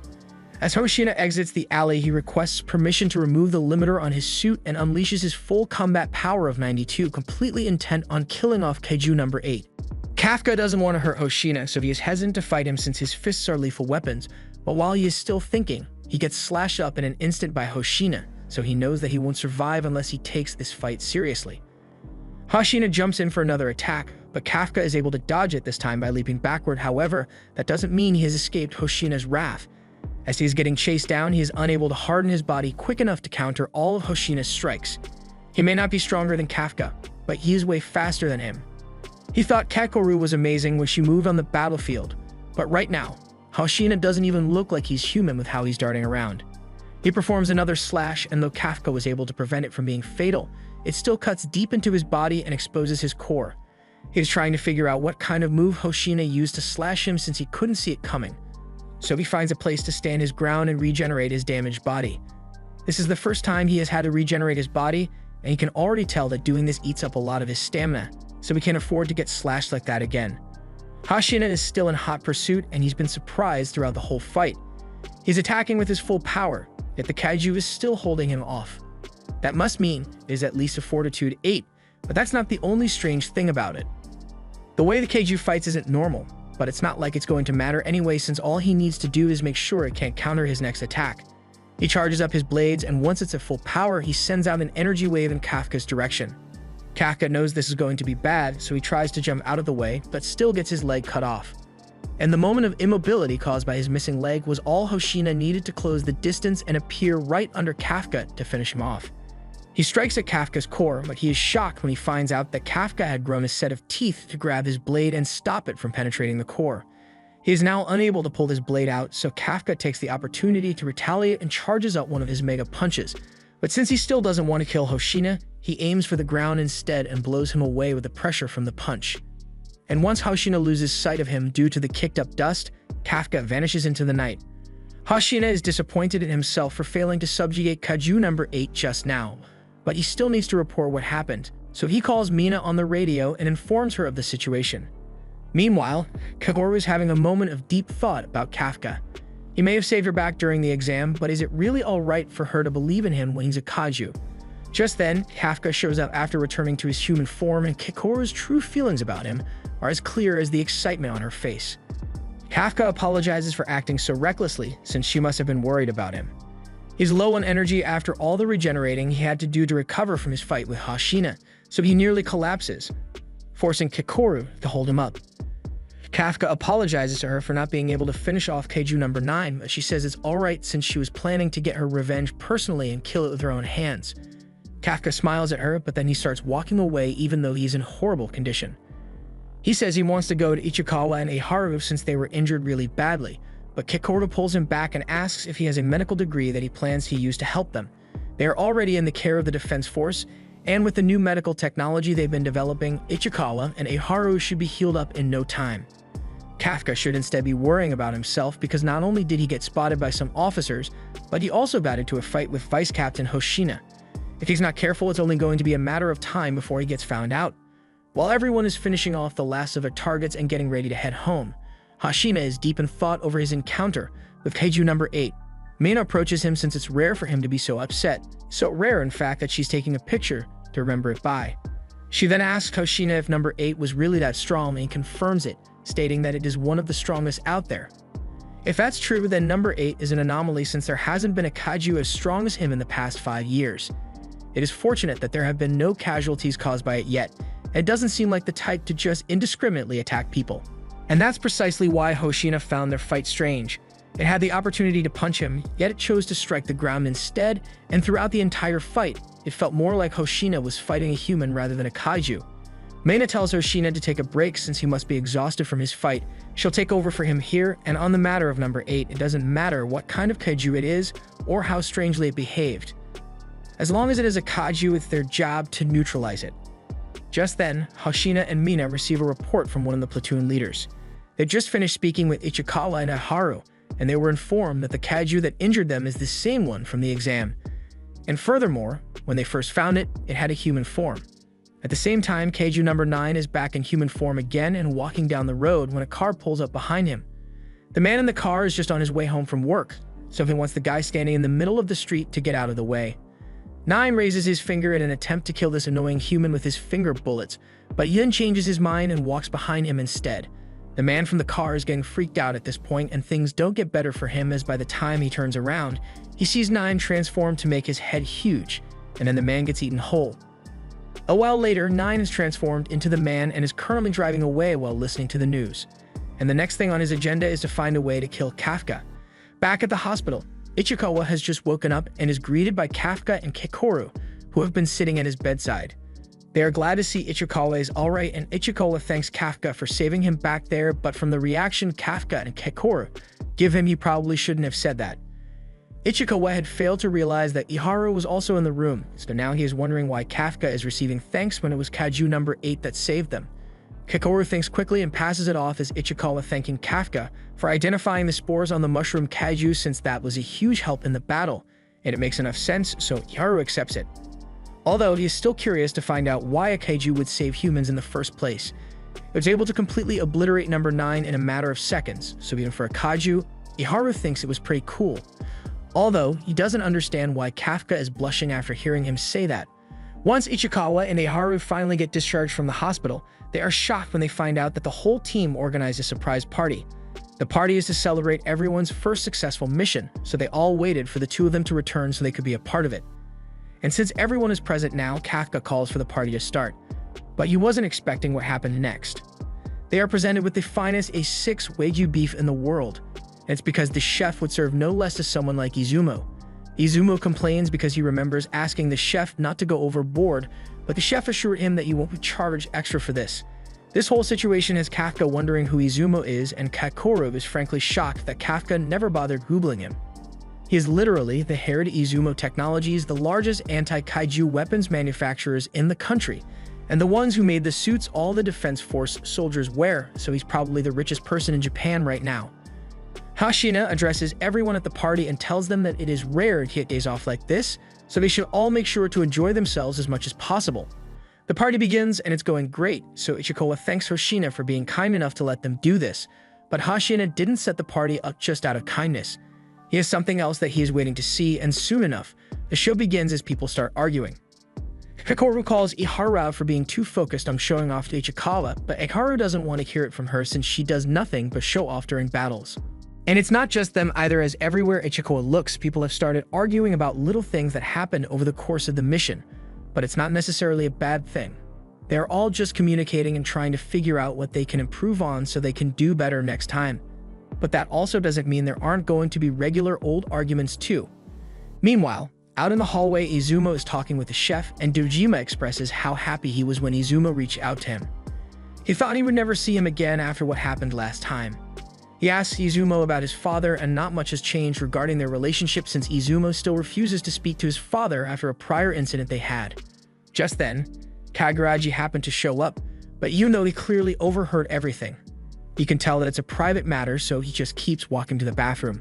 Back inside, Hashina has finally calmed things down and tells everyone that he has an announcement to make. He calls Kafka and tells him that he is being recognized for the help he provided during the last mission. His info on the spores saved a lot of lives, so he has officially been promoted to a full member of the Defense Force. Everyone celebrates Kafka's achievements, and the next day, Kafka is officially inducted by Mina. He is happy, but he also wants to be careful not to speak out of turn like last time, so he awkwardly excuses himself. But as he is leaving, Mina reminds him that he still has a long way to go before he could ever stand by her side, showing that she still remembers the promise she made with Kafka. He excitedly responds that he won't let her down, that counts as speaking out of turn, so she gives him 50 push-ups. She still has a meeting to attend regarding the appearance of Kaiju number 8 and 9, so Kafka will have to ask Hoshina about the paperwork for his new officer status. She also tells him that Hoshina was the one who recommended him for the promotion, so he had better live up to his expectations. Late into the night, Kafka is up late, studying as usual, but since he has been up for a long time now, he decides to call it a night before he gets scolded by Hoshina for neglecting his sleep. But as he exits the room, he notices that the lights are still on in the training room, so he goes to check it out. And that's when he spots Hoshina in the middle of his training routine. He seems to be doing some mental imagery training, specifically involving the battle he had this morning. He is finding ways he could have improved his attacks, and seeing him so serious scares Kafka a little, so he ends up falling over. That's when Hoshina finally notices him and complains that Kafka is staying up too late again. Kafka asks Hoshina why he is training late as well, so Hoshi then explains that he needs to make sure that he is able to finish off Kaiju number 8 the next time they meet. He has thought about the fight a lot, and he realized that he messed up right at the beginning since he could have won if he had gone all out from the start. No normal officer would be able to handle a monster as strong as 8 or 9, so Hoshina needs to make sure that he is strong enough to do it instead. Kafka realizes how hard Hoshina is working to be able to protect everyone, so he promises to try to live up to his expectations. Hoshina puts him in a headlock for saying something so presumptuous when his combat power is still only at 1%. But if he wants to help so bad, Hoshina is fine with Kafka just living up to 1% of his expectations for now. He's done with his training for the night, so he's going to head back to the main office and tells Kafka to make sure he goes to bed soon. But up in the sky, danger is looming as a new humanoid kaiju is preparing an attack with his fleet of aerial kaiju. While Hoshina is finishing up his duties for the day, he thinks back to his fight with Kaiju number 8 and how it felt strangely like he was fighting a human. But then there's also number 9 who can speak and disguise itself as a human as well, so it's really frightening how much Kaiju have managed to evolve. Meanwhile, Kafka is on the roof reflecting on how far he has come and how much work he has left to do before he can achieve his goals. But for now, he had better get to bed since rest is an important part of training as well. However, as he began walking back inside, he notices some lights in the sky, but these lights are heading straight for the base. The collision causes extensive amounts of damage to the base, so Hoshina calls up to the control room to ask what's going on. With visuals on everything, Okanoji informs him that the base has been attacked by dozens of kaiju, and it seems they all came from the sky. She tries to get a reading on them, but from what she's seeing, they all have fortitudes above 6, so every single one of them is a city-level threat. Hoshina immediately suits up and issues orders to all officers on base as Mina isn't here right now. He will be taking charge in battle, so he wants all officers to suit up and get ready for battle because they need all the hands they can get. Above all else, he wants everyone to make sure that none of the kaiju manage to make it off the base so they can't cause any damage to the city. But now that he thinks about it, he hasn't heard any reports of kaiju-related damage to the city, so that must mean the kaiju are specifically targeting the base. Back on the roof, Kafka is overlook all the chaos and destruction that has been caused by the kaiju, and upon taking a closer look, he realizes that these are wyvern-type kaiju, which are known to be insanely destructive. But then he realizes something's not right, so he radios Hoshina to let him know. As Hoshina is heading out with the mobilized soldiers, he receives Kafka's call and is informed that wyvern-type kaiju are solitary monsters, so they usually only attack alone. However, for dozens of them to appear at once like this, then that must mean that they have a leader that is powerful enough to force the wyverns to obey and intelligent enough to carry out a targeted bombardment on the base. Just then, Hoshina spots the leader in question, so he hangs up on Kafka and turns to face it. The red kaiju asks who the strongest person here is, and since Mina isn't here right now, that title goes to Hoshina, so the kaiju declares that it will make Hoshina its prey. From the readings the red kaiju is giving off, Okanoji determines that its fortitude is 8.3, so it's a monster on par with 8 or 9. With this information, Hoshina calls the platoon leaders and tells them to handle the other kaiju for now. But while he was talking, Red raised his hand and flicked his finger at Hoshina, sending a massive blast of pressure in his direction. However, Hoshina was able to dodge it, so Red is pleased as he now has confirmed that Hoshina is a worthy opponent. He then tries to punch Hoshina into the ground, but Hoshina is able to dodge it once more. He's the only one strong enough to handle this thing, so he's going to have his hands full for a while. But then Red says it's time to begin the annihilation of the base, so he is performing a battle cry, which gets all the other kaiju in the base to react. Meanwhile, the other officers try to handle the weaker kaiju, but they are unable to do any real damage to it. And the wyvern's blasts are devastatingly powerful, so they have no other choice but to retreat. The leader orders the gunners to switch to oscillatory rounds to attack the wyverns from a distance, but before they begin firing, they hear a voice over the comms, and it's Kafka, who is telling them not to attack it from the front. He recognizes these types, so he knows that they have weak spots on their backs. Their fronts are easier to hit when they are in flight, which is why they have such thick frontal skin, but their cores are located somewhere around their backs, which have really thin skin, so it's the perfect spot to target. The information Kafka provided is much appreciated, so the leader forms a new strategy and splits his team into 2 groups, one to distract the wyvern and another to aim for the back. With the new strategy, Kaguraji and Izumo team up to take one down, so while Kaguraji fires from the front to draw its attention, Izumo sneaks up behind the wyvern and gets ready to fire. However, another wyvern appears out of nowhere and ruins Izumo's shot. This is the first time he has seen kaiju actually working together, so they won't be able to get a clear shot from the back as easily. If they can't attack from the back, they don't have many other options available to them, but Kekoru says she has an idea. They then see Kekoru dashing straight towards Ona the kaiju, and even if it's harder to attack from the front due to the thick skin, it doesn't mean it's invincible, so with enough force, Kekoru is still able to smash straight through with her new battle axe. A while back, Kekoru met up with Mina and Hoshina because they wanted to give her a custom weapon. She was surprised by this suddenly proposition since only captains usually receive custom weapons, but with Kekoru's level of strength, they believe it's worth making an exception. There have been far too many kaiju incidents this year, so since Kekoru is the 3rd most powerful person on the base, they'd want her to be equipped to act as part of their main attack force, meaning she has the responsibility of taking down the kaiju that no one else can. Kaikoru is pleased with the force output of the axe, even if it is just a prototype, but she still doesn't like how it makes her look like a barbarian. There are still other wyverns to handle, so Kaikoru dodges the fire blast and showcases the special abilities of her new axe. It was made to produce a shockwave for extra damage, so Kaikoru can use it to create a shockwave behind her, thereby speeding up her attack, and is clearly devastating. But as another wyvern attacks her, we see the secondary use of the shockwave mechanics, as even without making contact, Kaikoru is still able to blast through the guts of the kaiju. Kaikoru hears another kaiju approaching, but when she turns to face it, she realizes that it is attacking from the sky and she isn't prepared to handle an aerial attack, but luckily, Ichikawa is here to assist her by blasting the kaiju with freeze rounds and forcing it down to the ground. Kaikoru is impressed that Ichikawa has grown strong enough to handle fighting a strong kaiju like this, so while he provides cover fire, she runs in and beheads the kaiju. She then tells him that she'd like him to help her take down more kaiju, and Ichikawa is more than happy to do so. With the new formation, Kaikoru and Ichikawa will be the main attacking force, and all the others will try to attack the wyverns from the back whenever they are distracted. Hashina can tell Kaikoru and the other officers are doing well, so there's no need to worry about them. However, he still needs to worry about himself as Red isn't giving him any chances to catch his breath. Red is obviously strong, but beyond that, Hashina can tell that he is enjoying this fight. Red charges at Hashina again, so he asks Okanoji to open Gate 3 so he can create some space between him and Red. Okanoji opens the gate, but the kaiju just immediately smash the metal doors, and those doors were expensive too. Hashina loses sight of Red, and by the time he realizes it, Red is already behind him and lined up for a gnarly punch.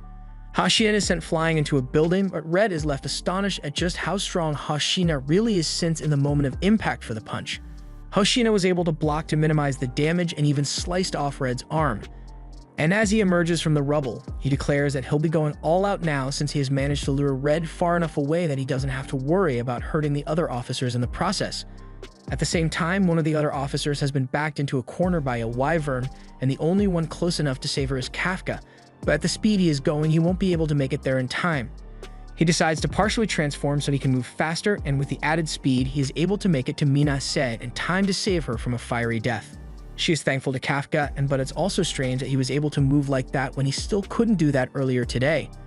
While Kafka is distracted, the wyvern begins charging up another blast, but before it can fire, Kaikoru smashes it away.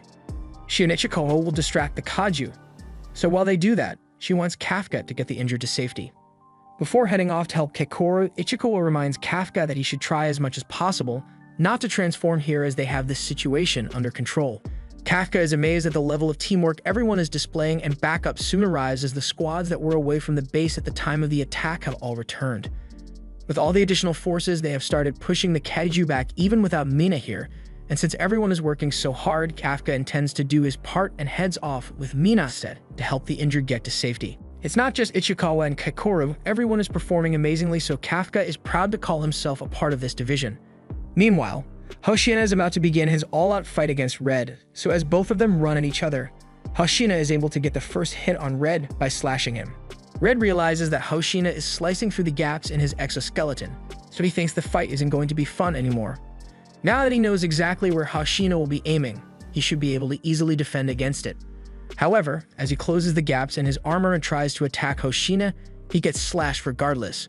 And as Red tries to attack one more time, he gets his second arm sliced off and the rest of his body dissected. He now realizes that Hoshina aiming for the gaps in his armor was just a diversion to make him believe he couldn't attack any other way, and that just makes him more excited to face him in this fight. He begins to regenerate his severed head and limbs, and once he has recovered, he talks about how he has been waiting for the chance where he finally get to face an opponent that rivals him in strength, and Hoshina is exactly what he has been waiting for. He throws several attacks at Hoshina, but on the last one, Hoshina counters by slicing his arm to pieces. He also exposed Red's core in the process, so he now knows exactly where he needs to target to defeat him. He gets the drop on Red and unleashes an 8-fold slash on him, which perfectly divided its body. But while everyone in the control room begins celebrating Hoshina's victory, Hoshina tells them that it isn't over yet. On the other side of the base, Kafka gets a headache from his kaiju detection ability, so he knows something must be wrong, and back with Hoshina, Ret has begun to transform into a way bigger version of himself. He spits out ultra-high temperature steam, and his fortitude begins to rise until he reaches a fortitude of 9 and is more fierce than ever. With Red's new massive size, Hoshina is going to be put at a huge disadvantage since he's out of his element now. Red's transformation also resonates with Kafka, and knowing something must be going wrong, Kafka starts running towards Hoshina and Red's fight. Red attempts to squish Hoshina, but he dodges out of the way and runs along his arm in order to slash as many times as possible. And while Hoshina may be trying his best to keep fighting, his blades aren't able to cut all the way through due to the size difference. This is why he always hates having to fight massive kaiju. But now that he finds himself in this situation, he just needs to use his speed advantage to avoid getting hit and stroke at Red's core when the opportunity presents itself. However, he suddenly feels a sharp pain in his body as a result of him overexerting himself in this battle. It has been 10 minutes since Hoshina started using maximum output, so Okanoji urges him to shut it down quickly before he damages his body too much. However, in the heat of battle, he doesn't have the luxury of fighting at less than max output. With the current state of his body, Hoshina knows he can only last for another minute at most, so he tries to make the most of it and sneak up behind by using a nearby building. But as Hoshina leaps into the air to attack, he is shocked to find out that Red has eyes on the back of his head, so he sees Hoshina coming and close lines him out of the sky and across the city. That last hit knocked every last bit of strength out of Hoshina, so his max output is disengaged and he is sent into a flashback of his youth. Early on in his life, Hoshina's father praised him for being a genius when it comes to wielding a blade, and he would have been widely renowned for his skill had he been born 200 years ago. But the age of the sword has long since passed. Back to the present, Okanoji frantically calls out to Hoshina to see if he's alright, so he raises his head and tells her that there's no need to worry because he's still alive. He had his shields set to max, but it still just barely managed to keep him alive. He may have been able to survive, but he's all out of ideas on what to do now since all his attempts have failed so far. He asks for a status update on how the rest of the team is handling their tasks, so Okanoji informs him that civilians are almost completely evacuated and the Wyverns are steadily being defeated. Hoshina is glad to hear that everyone is holding out well, so he plans to keep doing his best, even if it kills him. Despite Okanoji's protests, Hoshina leaps into the air and slashes Red, but the cut heals almost instantly, and Red now knows for sure that Hoshina has no way of defeating him. He then sends an exploding wyvern after him and Hoshina is sent into another flashback. His father asked him to give up on his dream of joining the defense force since sword skills won't hold up in the war against kaiju. People have been telling him that his blade skills are useless against kaiju for a long time now, but Mina told him something different. The day he met her, rather than criticize him, she asked for Shinev to join her force since he is exactly the person she needed. She can't use blades at all, so she asked that when the time comes for her to shoot her target, that Hoshina would be beside her to make a path for a clear shot. Mina left him in charge of the base while she is gone, so no matter what it costs him, he won't let it get destroyed. Hoshina keeps slashing away at Red, and he's throwing every attack he knows at him, but he ends up getting caught by Red and is about to be squished to death. Kafka sees this happen, so he starts running over to help, fully intent on transforming to save Hoshina's life. However, just before he transforms, he hears Mina's voice over the comms, and Hoshina is relieved because he knows victory is almost certain now. And in that same moment, Red is hit with a blast out of nowhere and his arm is destroyed. Mina is on a nearby roof with her railgun ready, so she fires another shot to destroy Red's other arm before getting out of there to avoid getting counterattacked. Red is still able to regenerate its body really quickly, so Okanoji informs Mina that his core should be located somewhere around its backs, so Mina gets ready to take aim once more. Hoshina still has some fight left in him, so he is determined to do everything within his heavily damaged body's power to make sure Mina gets a clear shot. He activates his soup again and takes it up to 63% power so that he can slash Red's legs and thigh to make him slower, but Okanoji tells him what he's doing is crazy because he already maxed out his suit, so going any further with it could have dire consequences for him. Hoshina is well aware of the risks involved in his actions, but even with his desperate charge, Red is still able to heal all the damage instantly, so Hoshina still isn't doing enough damage to keep him immobilized. His power output is too low, so he doesn't know how he's going to get the explosive force necessary to bring Red down, but just then, Kakoru jumps in and tries to do some damage with her axe to help Hoshina, but even with her incredible strength, she is still far too weak to even scratch Red's hard exoskeleton. She may not be able to damage Red on her own, but her presence has given Hoshina an idea, so he asks her to keep attacking to follow his lead so she can chop into the wounds he creates when he slashes Red. Kakoru is on board, so with the two working together, they put their plan into action and Hoshina slashes open Red's shell, while Kakoru delivers an explosive blow to the exposed flesh. The attack seems to have been effective against Red as he screams out in pain and falls to his knees, so they've successfully immobilized him for the time being, but all the strain Kakoru put on her body finally catches up to her, so it causes her to reach her limit and pass out. Hoshina realizes Kikoru is out of the fight for now, but he says it's fine since they already bought enough time for Mina to get into position for a good shot, so she's able to fire a powerful blast, which blows Red's back out and exposes his core. With the core exposed, Mina is ready to finish Red off, but Okanaview warns her that she only has one bullet left, so she needs to make this shot perfect. Everyone in the defense force provides cover fire for Mina so that she can focus completely on aiming. With the combined force of the defense force and Hoshina pushing himself to hold out so he can deal damage, Red is distracted long enough for Mina to have the shot lined up perfectly. Red's core is blown to pieces and chunks of his body are sent flying everywhere, so it looks like the battle is finally over and everyone begins to celebrate their victory. Kafka is overcome with emotion after seeing how hard everyone worked and how cool they looked doing it, so he feels even more motivated to become strong enough to stand by Mina's side in battle someday. Ichikawa jokes about Kafka's face looking like a mess, and Kafka feels like that's unfairly harsh, but then Ichikawa tells him he feels the same way about wanting to grow stronger, so they should work together to achieve their goals. Over with Kikoru, Hoshina, and Mina. Hoshina tells Kikoru that he and Mina will take care of the remaining wyverns, but that's not going to happen since Mina says Hoshina needs to get some rest. But the same could be said about her since she's really close to reaching her limit after that last shot was fired. Therefore, the squad commanders ask her to leave the stragglers for them to handle. As cleanup plans are being made, Mina's tiger senses something off, and a moment later, they all see something terrifying. As they look to the sky, there is a giant mass floating up in the air, and it's made up entirely of wyverns which have turned themselves into bombs. The more wyverns that join the mass, the more powerful a bomb becomes, so if that thing goes off, it will have the same output as a nuclear bomb. Some of the officers start shooting at it to bring it down, but it's far too risky since it could lead to the whole thing blowing up immediately. Mina orders everyone to evacuate, but there's no way they'll have the time for that with the bomb's blast radius. Hoshina is then called out to by the barely conscious head of Red, and he mockingly says I guess it's a draw, because while he may die from them destroying his core, he's sure as hell going to take them all with him.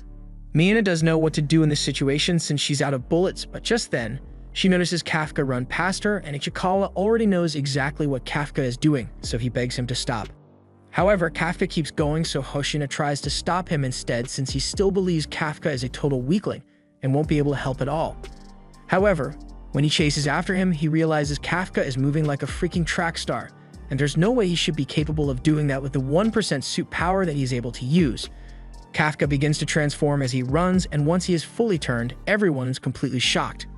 Okanuji begins receiving readings of a new kaiju on the battlefield with a fortitude of 9.8, and there's no mistaking it because everyone is certain that the monster in front of them is kaiju number 8. Hoshina had thought something was off about Kafka from the first day he saw him, but he ended up liking him so much that he just never even considered the possibility that he may have been 8. Kafka internally apologizes to Hoshina for deceiving him all this time and betraying his expectations. He apologizes to Kikoru for blowing his own cover even after he made her promise to keep it a secret.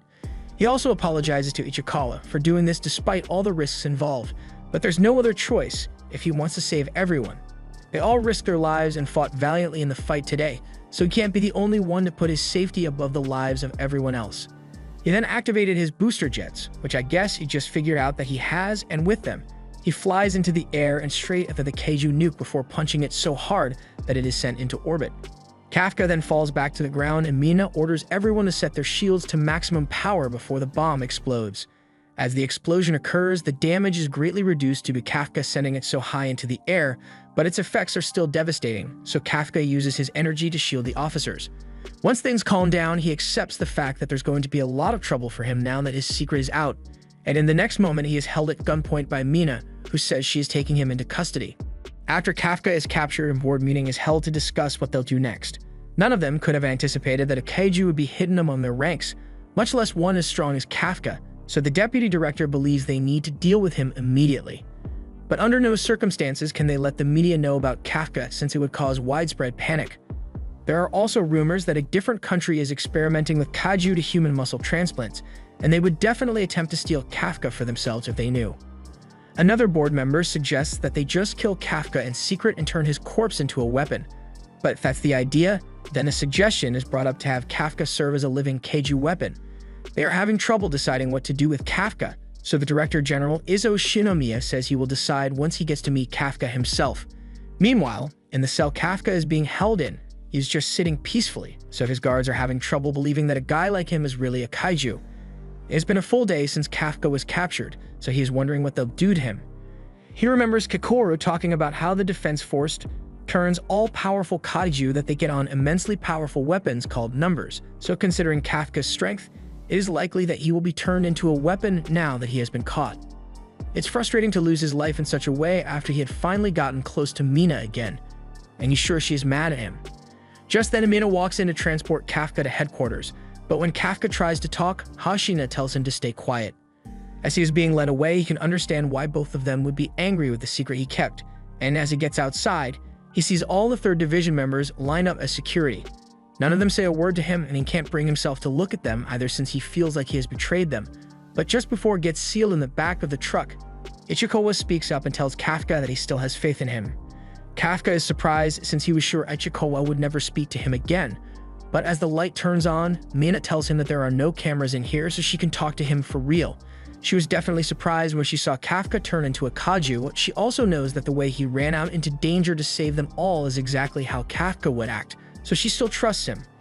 She has been working on gathering footage and testimonies to help Kafka's case, so if they can prove he is still human on the inside, maybe he can be spared. And this isn't just a personal opinion because everyone in the 3rd Division still thinks of him as a friend. But for now, she needs to follow protocol, so she asks Kafka to sit down while she gives an account of where he is being taken. In the middle of the speech, Kafka interrupts her and asks if he still has the right to want to stand by her side, and Mina smiles before telling him she'll always be waiting for him. The trucks begin to depart for the headquarters, so as they leave, Hashina tells the 3rd Division to give a salute of respect for Kafka, but since the deputy director is still watching and doesn't approve of Kafka, he passes it off as a salute for Mina instead. At the Defense Force headquarters, Kafka is locked up in a secure facility, and then he is just left there.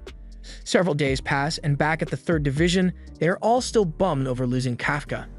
Iharu still can't believe Kafka turned out to be Kaiju number 8, and Ichikawa seems to be taking the Kafka situation really hard. One girl on the team talks about how Kafka saved her life in battle once, and how useful he was when he found the weak points of the Kaiju. Not to mention how much fun he is to hang out with, so they all wish he would come back alive, but Kaguraji says it's not their decision to make. The fact that a human somehow turned into a kaiju would cause widespread panic in the world, as no one would know whether the person standing next to them was a kaiju or not. Meanwhile, Mina calls Okanoji into her office to ask a favor of her. She wants Okanoji to put together all the footage they've got of Kafka being a good Defense Force member, and she needs it to be done quickly before Kafka is possibly executed. Hashina is out overseeing the reconstruction of the base, and when asked what he thinks of the Kafka situation, he just says he needs Kafka to get back here soon so they can have a rematch. He clearly wasn't taking the fight seriously when he got spotted by Hashina as Kaiju number 8, so he's going to make sure he can have a fair fight with Kafka. Meanwhile, Kakoru is standing outside the general's office as she braces herself to have a conversation with her father. She knocks on the door and is told to enter. She addresses her father by his rank and asks that Kafka be spared. She brings up the fact that Kafka has saved her life before, but Aizo just thinks of that as a failure on Kakoru's part as she needed to be saved. Besides, he just got some x-rays done on Kafka, and while the object in his chest may look like a heart, it is actually a Kaiju core. This leads him to the conclusion that Kafka is nothing more than a Kaiju, and he refuses to let any Kaiju live after they killed Kikoru's mother. He then tells Kikoru to get out of his office since nothing she says will change his mind, but before she leaves, she tells him that she still has faith in Kafka. Meanwhile, Kafka has some scientists enter his holding cell to perform some physical exams on him, but even as Kafka tries to strike up a conversation, they don't say a word to him. He is left with nothing to do but think to himself about everyone back at the 3rd Division and how he needs to make sure he can return to them. Back at the 3rd Division, everyone is shocked to hear that they are being redeployed to other divisions, so Mion explains this is just a temporary redeployment. Their current base is 75% destroyed, so it is no longer effective as a base of operations. Plus, with all the new Kaiju emerging, including number 9 and Red, who is now designated as number 10, HQ is concerned that the Kaijus might be planning something big, and they need to be ready for it. They'll be taking the most talented rookies and spreading them out across multiple divisions. Izumo is skeptical and believes this may be a plot by HQ to get all the officers who knew Kafka to split up, but Mina assures him that it is a plan that has been in progress for months, so it has nothing to do with Kafka. Even with that being the case, the others still aren't too happy about leaving the 3rd Division, but Ichikawa thinks about it for a moment and agrees to do it. Later that day, Izumo is on the roof considering calling his father for help with Kafka, but just then, Kaguraji walks up, and he is on the phone with an old friend of his. As he ends the call, he realizes Izumo heard him talking, so he sits down and tells him that he was just on the phone with his former military commander, asking to see if there was anything he could do to help Kafka. Izumo was surprised since Kaguraji doesn't seem like the kind of person who would call in personal favors like this, but he wants to do everything he can to make sure Kafka doesn't end up dying, and Izumo feels the same. Back to Kafka. He is determined to prove that he is still a human so that he can get out of her alive and go back to the others, but then the doors to the vault open up and Ezo Shinomiya has come to see him personally. Kakoru is watching from the observation room and she's shocked when she hears her father ask for Kafka's bindings to be undone. The operators are against it, but if Kafka is really as strong as the reports say, then he's fully capable of breaking free, so he's just sitting there because he wants to. Kafka is released and he feels hopeful that Izo might actually listen to him, but then General Izo pulls out a gun and fires at him. Kafka blocks the bullets, but then Izo closes in on him and rips a chunk out of Kafka's stomach. He makes it clear that he doesn't trust Kafka, nor does he think of him as a human, so he calls for his weapons to be brought out so he can begin what he came to do. And that is to dispose of Keiju number 8. The locks on Izo's weapons are released and Kafka has no idea what those gauntlets are, but there's no way it can be good for him. As Izo puts the gloves on, they synchronize with his suit and he tells Kafka that if he wishes to claim he is a human, then he should die in human form. Kafka realizes he's going to have to fight, but he intends to keep his composure and not fully transform to prove that he is really a human. But in the next second, he feels a terrifying amount of pressure and has to dodge by jumping into the air. However, he still lost an arm to Izo in the process. And Izo isn't done either as he sets his sights on Kafka once more and shoots him out of the air. In the observation room, the other generals compliment Izo for still being incredibly strong at his age, but it's no surprise either since Izo was once known as the strongest soldier the Defense Force has ever had. After Kafka crashes back to the ground, we see that he was forced to transform more of his body to survive the impact of Izo's weapon, but he gets no time to rest as Izo is right on top of him once more, so Kafka runs away quickly. His game plan is to keep running while he dodges Izo's attack since his suit has to overheat at some point, but Izo eventually catches up to him, and with one punch he blows Kafka's arm clean off his body. Kafka regenerates his arm, but Izo keeps piling on the pressure, so he closes the distance once more and punches Kafka straight into the wall. Kafka was knocked out for a second, but he regains consciousness just in time to evade Izo's follow-up attack, and he's wondering why his kaiju senses are going off. It's the same feeling he had back when he fought 9, so he realizes Izo must be using weapons made from a powerful kaiju. The weapons Izo uses are made from the remains of Kaiju number 2, which was taken down after it nearly destroyed Sapporo in 1972. It possessed incredible destructive power and pride to not give up until the moment it died. So with weapons made from a monster like that, Izo, as the only man capable of using it, is completely unmatched. Kafka doesn't want to get hit by another one of those punches, so he tries to dodge again, but he is unable to move because Izo already destroyed both his legs before he could realize it. Izo now has a clean shot and lands another punch which should be fatal to Kafka. However, as the dust settles this time, we see that Kafka managed to block it by fully transforming. However, Kakoru realizes something is off about him and she seems to be right as Kafka lets out a terrifying screech that shakes the vault to its foundation. Inside Kafka's head, he is unable to move or control his body at all, which means the Kaiju instincts have taken over. He was trying to prove to Izo that he is a human, but now he is actually no different from an actual kaiju, and that monster that started all this appears next to Kafka, telling him to kill humans. With no control over his kaiju body, Kaiju number 8 begins charging at Izo with intent to kill. While all this is going on, Ichikawa is pushing himself hard with his workout, so Iharu asks him to take a break. He also asks Ichikawa what he was thinking when he agreed to get moved to a different unit, so Ichikawa responds that he wants to become stronger. Iharu tells him that he could still get strong if he stayed in their unit, and while that may be true, Ichikawa wants to get stronger as fast as possible so that he can protect Kafka next time instead of needing to be protected. Iharu asks if Ichikawa really thinks Kafka is going to make it back to them, but he doesn't just believe it, he knows it for a fact. And when Kafka returns, he doesn't want to regret his weakness anymore. After hearing Ichikawa's reasons, Iharu gets the sudden urge to train hard as well so he doesn't fall behind. But then they get interrupted by the platoon leaders. They know today is the day HQ makes their decision on what to do with Kafka, so it must be hard to stay focused at a time like this, but they assure Ichikawa and Iharu that things will probably be alright since they all sent in letters asking for Kafka to be spared and Mina was even summoned as well, so there has to be some good news. Meanwhile, as Mina arrives at the Defense Force HQ, she is informed that Director Izo Shinomiya is currently testing Kafka so she should wait in the meeting room until he returns, but she doesn't have a high enough rank to be allowed to sit, so she is told to just stand next to the table. At the same time, the fight between Izzo and Kafka is still going on, and as Kafka charges at him, he unleashes a jet-powered punch straight at Izzo, but Izzo dodges it and remarks that Kafka is incredibly fast, but still easy to predict. However, he was mistaken about Kafka being predictable as Kafka proceeds to twist his spine backwards to deliver a second punch right after, so Izzo is forced to block. He wasn't expecting Kafka to damage his own body in order to attack, so he now realizes that he needs to be extra careful. Kafka is still trying to stop his Kaiju body from attacking Izzo, but it's not working as his body unleashes a series of punches, smashing Izzo into the ground.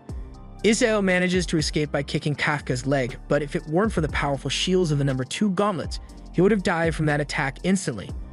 While Kafka is still in the air, he performs a shockwave punch and launches him into the side of the vault, but then he takes a closer look and realizes that Kafka's core isn't there. It is at this moment that he realizes Kafka must have removed his core at the last second in order to regenerate a new body behind him. Kafka and Izzo have a head-on clash, and the force is so great that the vault begins to crack under the pressure. They just lost the second layer of shields, but some damage is to be expected since they have 2 of the strongest kaijus in the world fighting in there, number 8 and number 2. Still, the deputy finds it strange that the fight has lasted this long in the first place, since Izzo could have easily killed Kafka with his first attack, while Kafka was still holding back if he really wanted to, and Kakoru assumes that this must mean her father is trying to give Kafka a chance to prove himself. Back at the 3rd Division base, Kaguraji is talking about how he came to the defense force because he wanted to save lives, but he ended up getting saved by Kafka instead. Even if he is a kaiju, he has saved many lives and hasn't done any harm whatsoever, so he firmly believes Kafka should be judged based on his actions. However, right now his actions are trying to murder Izzo.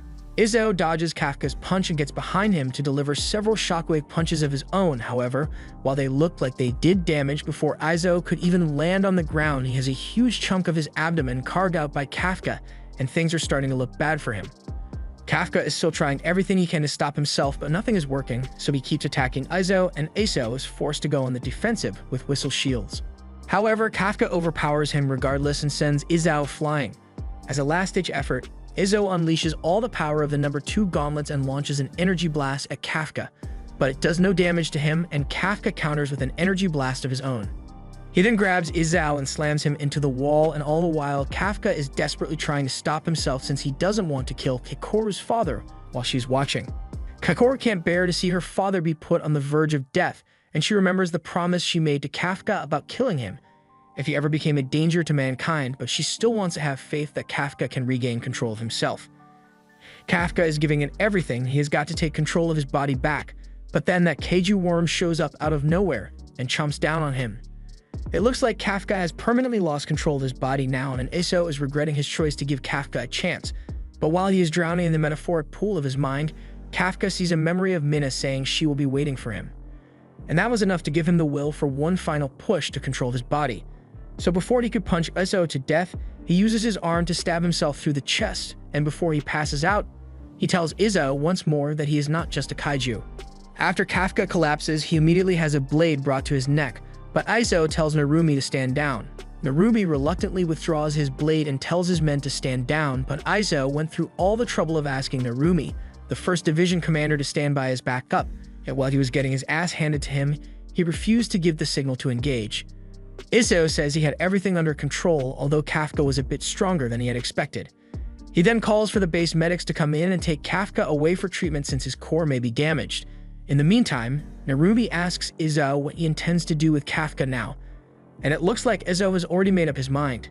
Later, a board meeting is held where they tell Mina that Izzo has already decided on what will be done with Kafka, but they would like to hear a testimony from Mina as his commanding officer.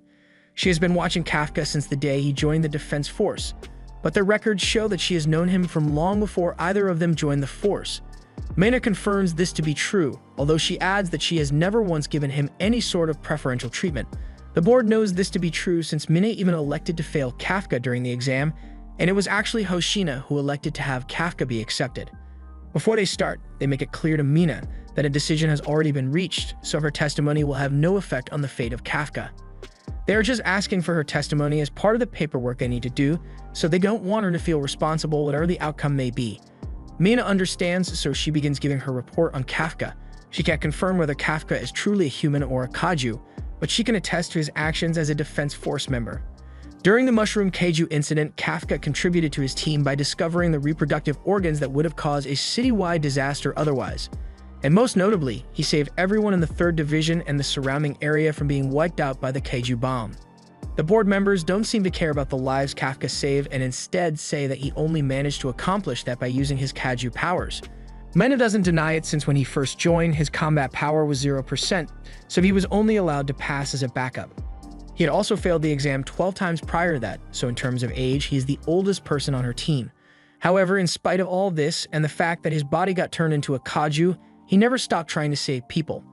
Out of all the people she knows, Kafka hates giving up the most, and he has more humanity than anyone else. If anything is going to be considered when deciding the fate of Kafka, Mina believes it should be his heart. The board members become irate because they didn't ask for her personal opinion, but Iso thanks Mina for her time and says she can return to her post now. Once Mina leaves, the other board members believe they can just ignore everything she said and go ahead with the execution of Kafka. However, the decision is still one for Iso to make. Down in the medical bay, Kafka is being treated for his wounds, and while he is unconscious, we learn that he has a deep hatred for kaiju after what they made Mina go through during their childhood. So he decided that if he was going to end up becoming an actual kaiju and losing his mind, he would rather die as a human. Kafka later wakes up in a hospital bed and he is surprised to still be alive, but then he notices Iso sitting at his bedside.